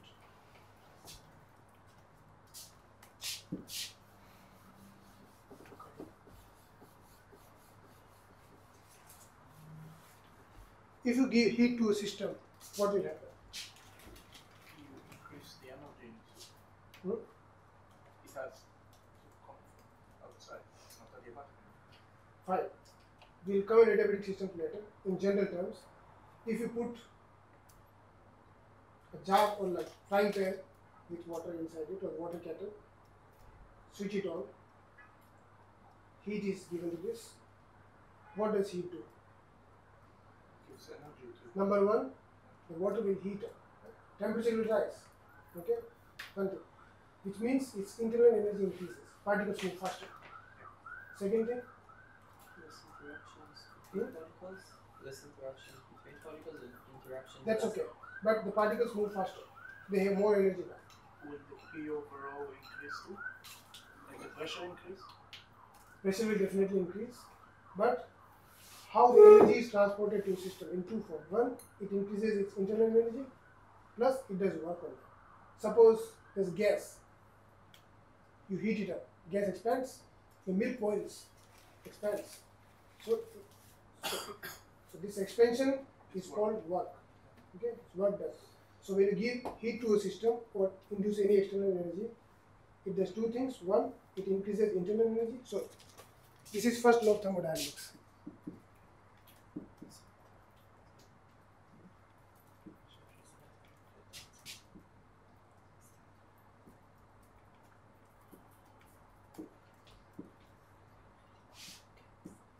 If you give delta Q heat to the system, okay,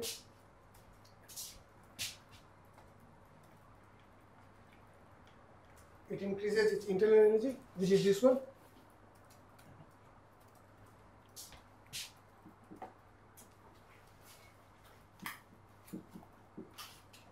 Same, both the terms.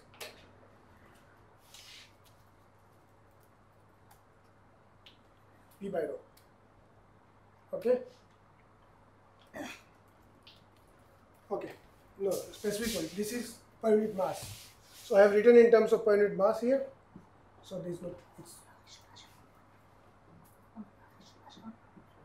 P1 by rho. So 1 by rho is specific volume.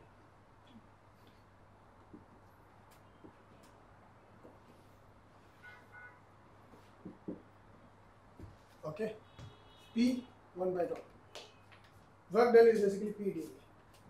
So when you give heat to the system, it does two things. It increases internal energy, it does work on the system. Okay. This is first law of thermodynamics, which you will study in this course in very much detail. Here we need just little bit understanding of this. Okay. But as I said, for isotropic systems, no heat transfer takes place. So left hand side is 0.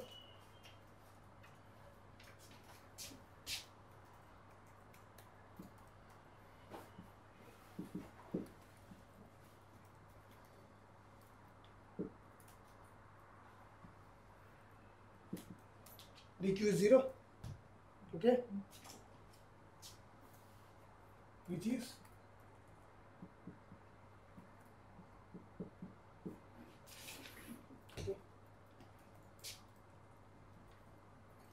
this gives dE equals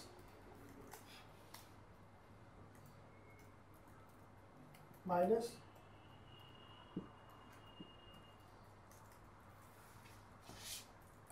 P by rho square T rho.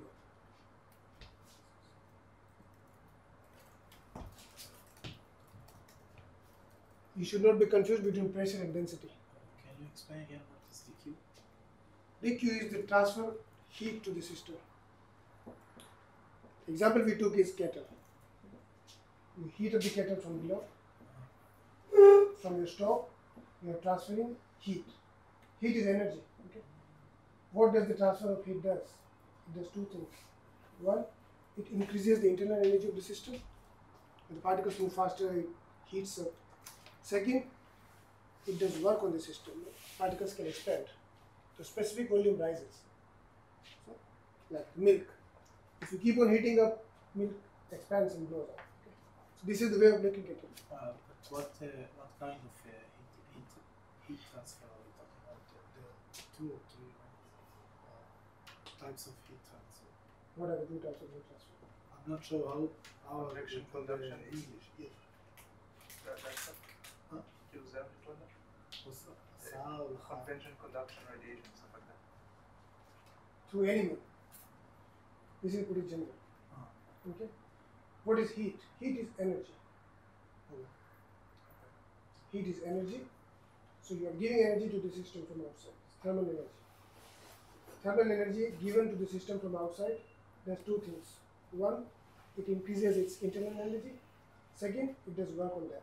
Second term shows how the work is done, where the B1 by rho is basically dV, volume increase. See that? 1 by rho is specific volume. So the volume increases of the system. Like the milk expands. I give this is a simple example. Milk heats up, and expansive. Yeah. So two things are done by heat given. We should always have a physical picture in mind so that we understand. Yes. If it's d epsilon plus p d1 over rho equals 0, then you move the epsilon to the other side and get the epsilon equals minus p d1 over rho, and then there's another minus from 1 over rho. So you get minus minus, it should be plus. Oh, right. You're right. Okay. Okay. This will come minus here as well. Okay. Why we did this? Because we need to change in energy here.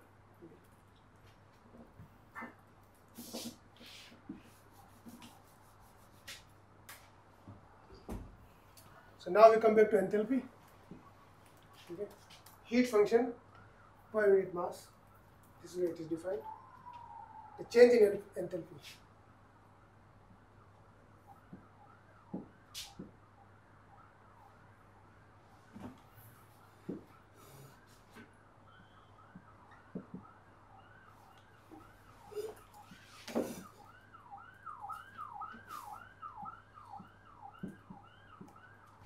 This is okay?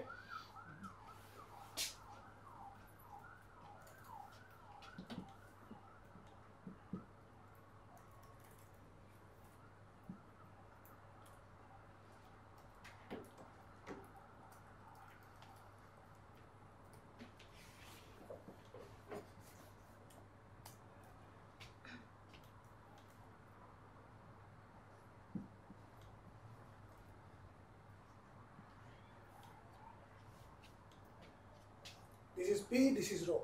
Okay, very slightly bent. Okay. We put the expression of dE from here. Okay, which is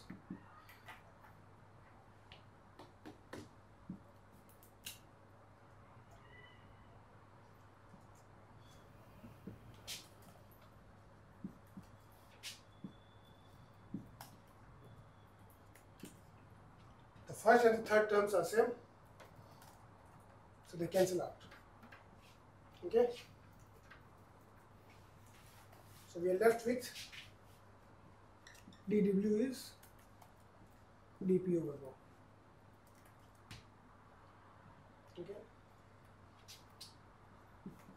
if it is changing in 3 dimensions, this is represented as gradient of W is equal to gradient P over rho.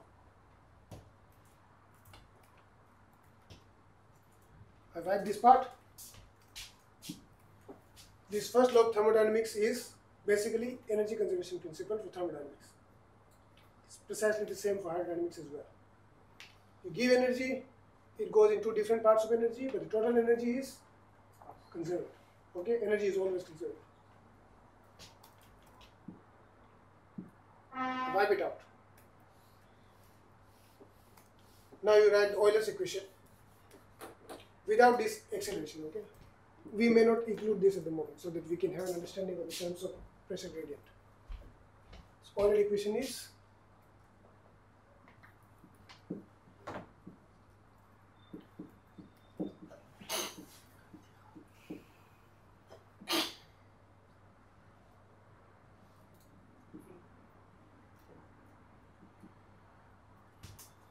minus grade P by rho. This is minus grade P by rho, which is grade W. Okay? So we replace this one here. Grade W is minus grade P by rho. This becomes minus grade W. Or in total differential,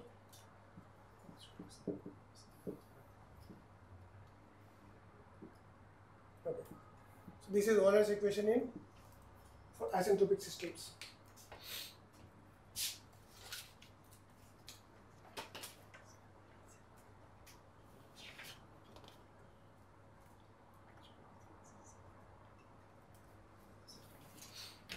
By the way, the lecture is actually until 6 first.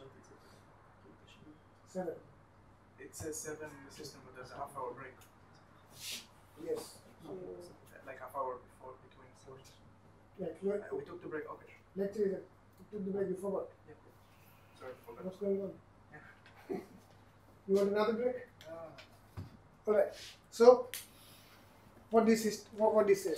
For isentropic systems which do not exchange heat with surroundings, the acceleration is given by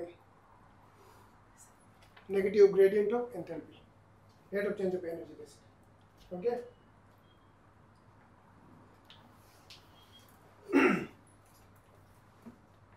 I'll talk about the grading system at the end of the lecture, okay? How the grades are different. Okay, next. So we studied until now what we studied? Continuity equation and Euler's equation. Continuity equation basically represents mass conservation. Euler's equation represents momentum conservations and dynamic behavior of particles. How the particles move. Oh, sorry, fluid particle, the fluids move. How the forces are governed by them. What is next? Energy conservation. Okay. Basically, what we wrote there, first law of thermodynamics, basically the same thing. Energy always remains conserved. It can change from one form to another. So, which will be the last part. Okay, we have around 20 minutes, so we'll finish it.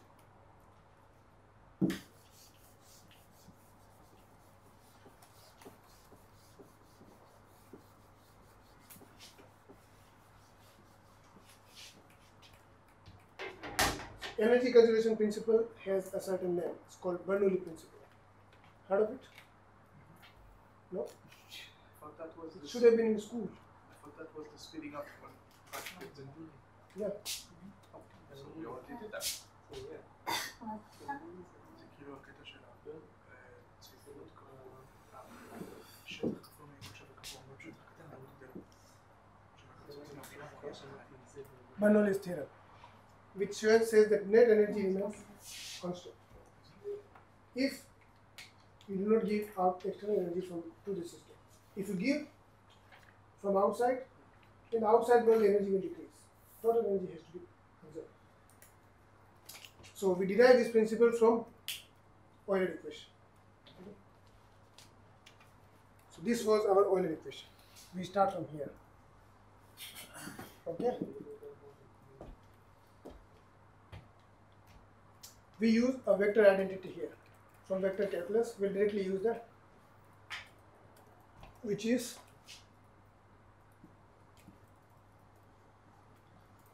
gradient of half v square equals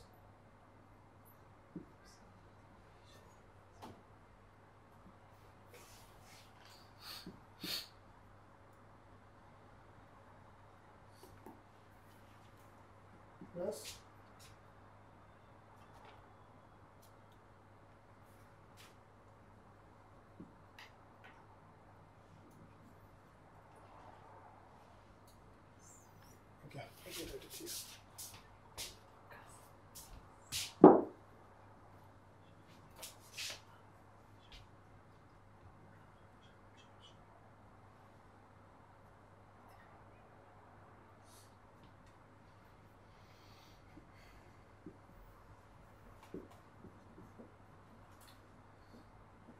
okay. This is an identity from vector calculus. Okay, we can prove. We'll use it directly. What do we have here? We have this part. Okay. So we replace value of this from here. This minus this. We are doing it for a specific purpose, to understand how the energy is conserved. We rewrite these equations.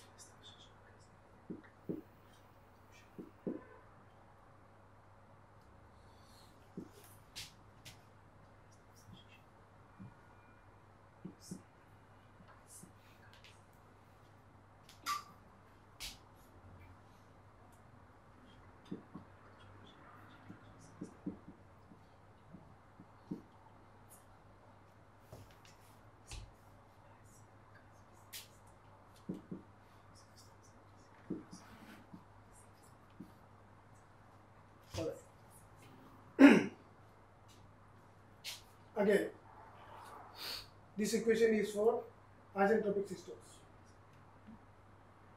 It can be written in this form as well. There is no problem with that as well. It's just isolated system. Why we keep it isolated?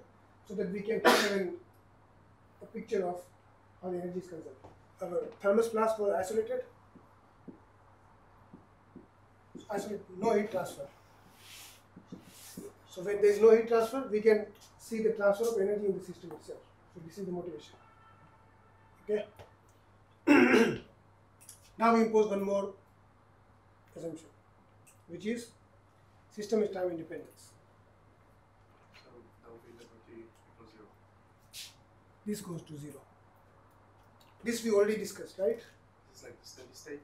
Steady state system. Okay. Yes, steady state.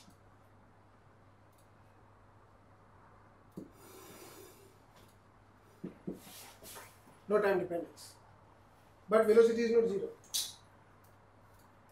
The change of velocity in time is 0. Okay? And we took a good example of that. I was going to give it here from the stream. Pipe, the water is falling down.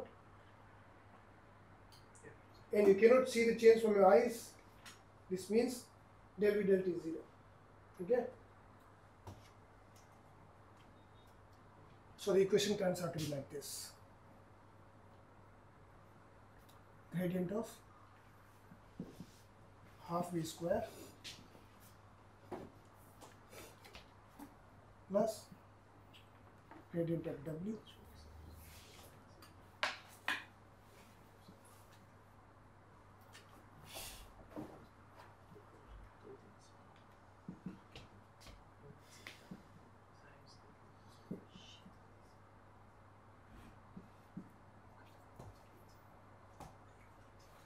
or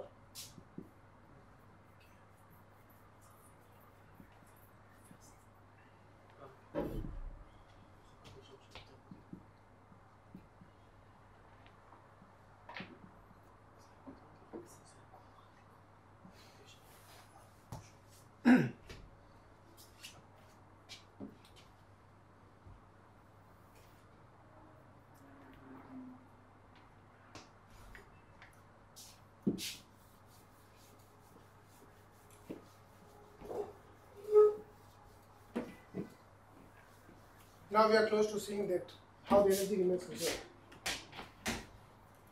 Suppose a fluid is flowing in a certain pattern like this, like a river.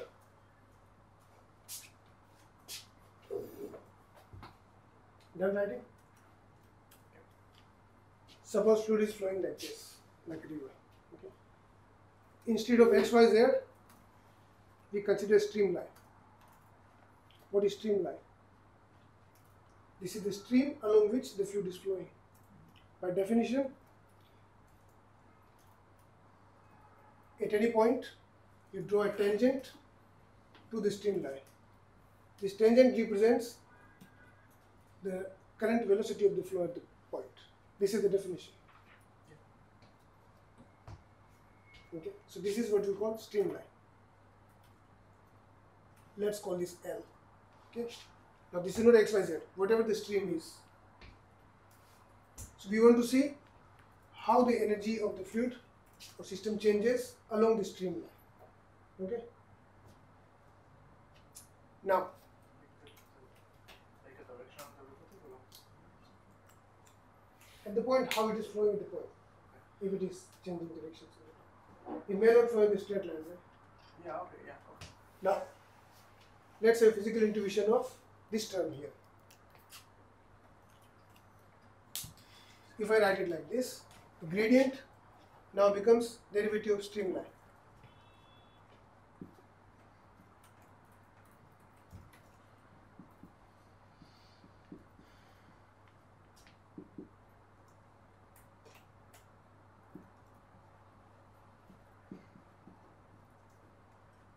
Okay. How this function changes for a given dl. Alright? Now we have to have some physical intuition of the right hand side. The rate of change of left hand side along the streamline is given by right hand side, which is V cross curl of V. What is curl of V? What is curl? Vorticity, change in What is it? direction. Yes. No, not change. It shows circulation of a vector field. Okay. Okay? Okay. It's curl. If V is in this direction, where will be the direction of curl V? It's perpendicular to the V. Yeah, some Right? Curl is always perpendicular. And V cross this is again perpendicular. So this V cross curl cross V is always 0 for ideal fluids. So this term is, it breaks at some points if there is some dissipation in the system. But from circulation this is 0, and in that case the left hand side is, what is W? It's enthalpy, which is energy contained in the system. So here you see it. Half V squared can be. That means this is constant. Derivative is 0.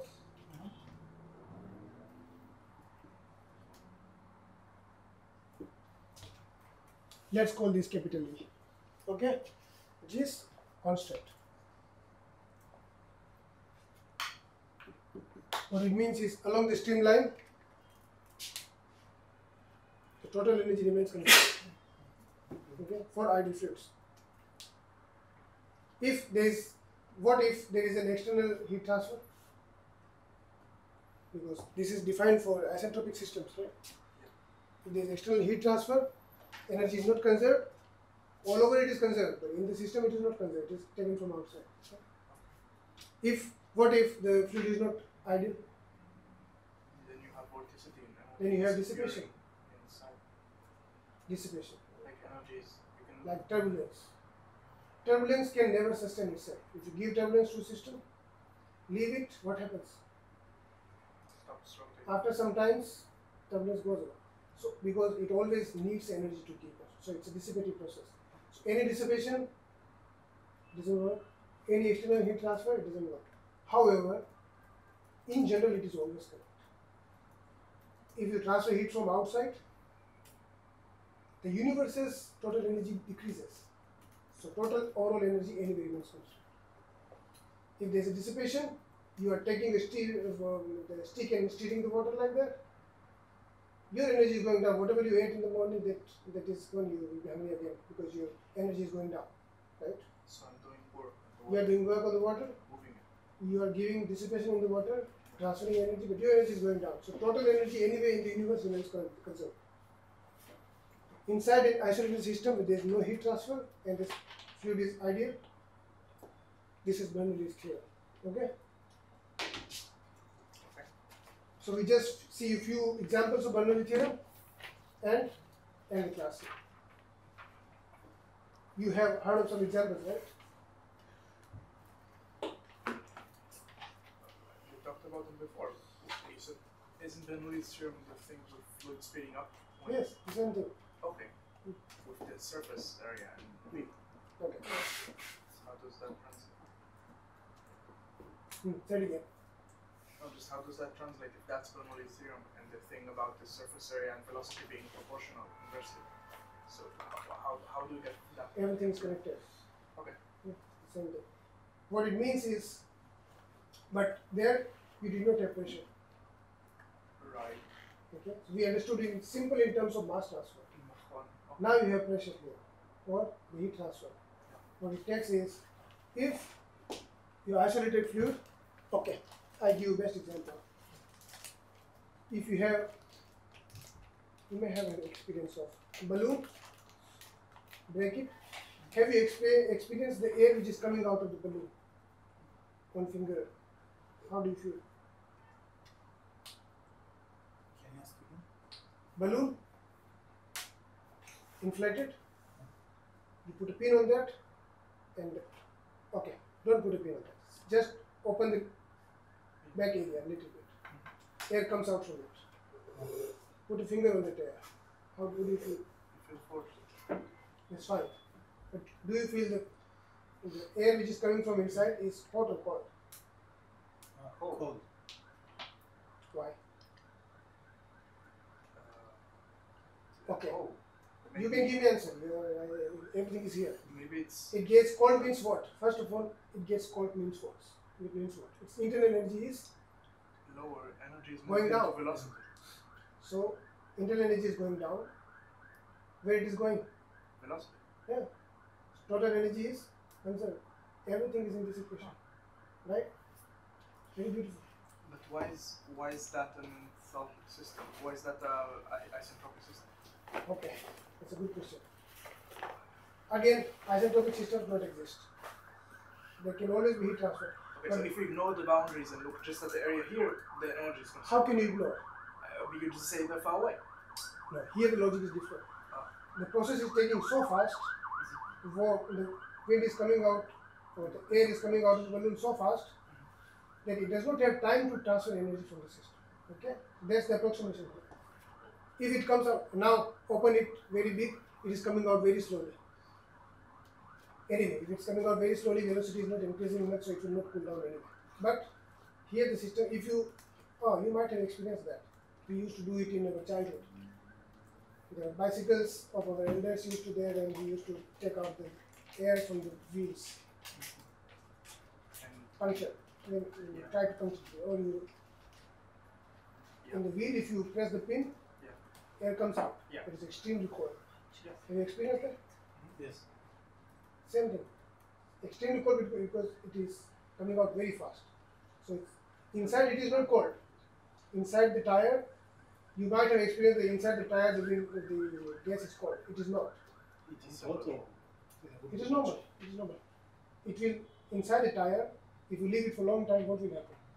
You leave the system for a long time. it's be room temperature. Just be It will transfer the temperature from out, because the tire's surface is not adiabatic. so locally.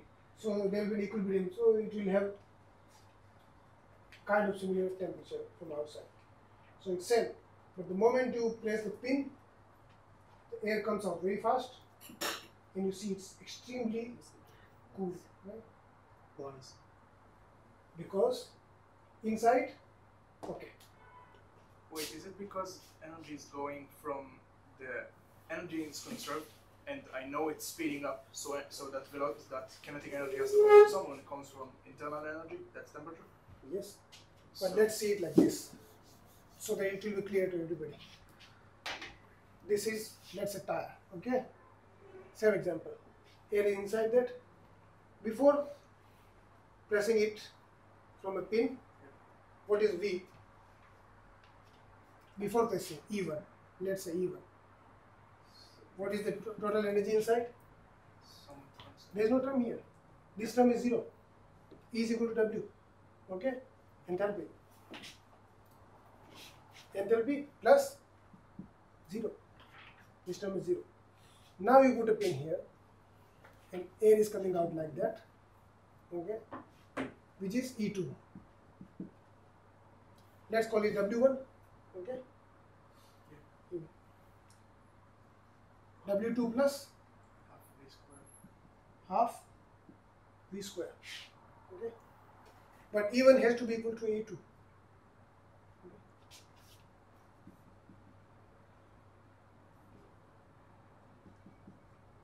So W1 equals to W2 plus half V square. Okay? Now this term is positive. It cannot be negative. Velocity is positive. Some number. What it means? It's like kinetic energy. If this is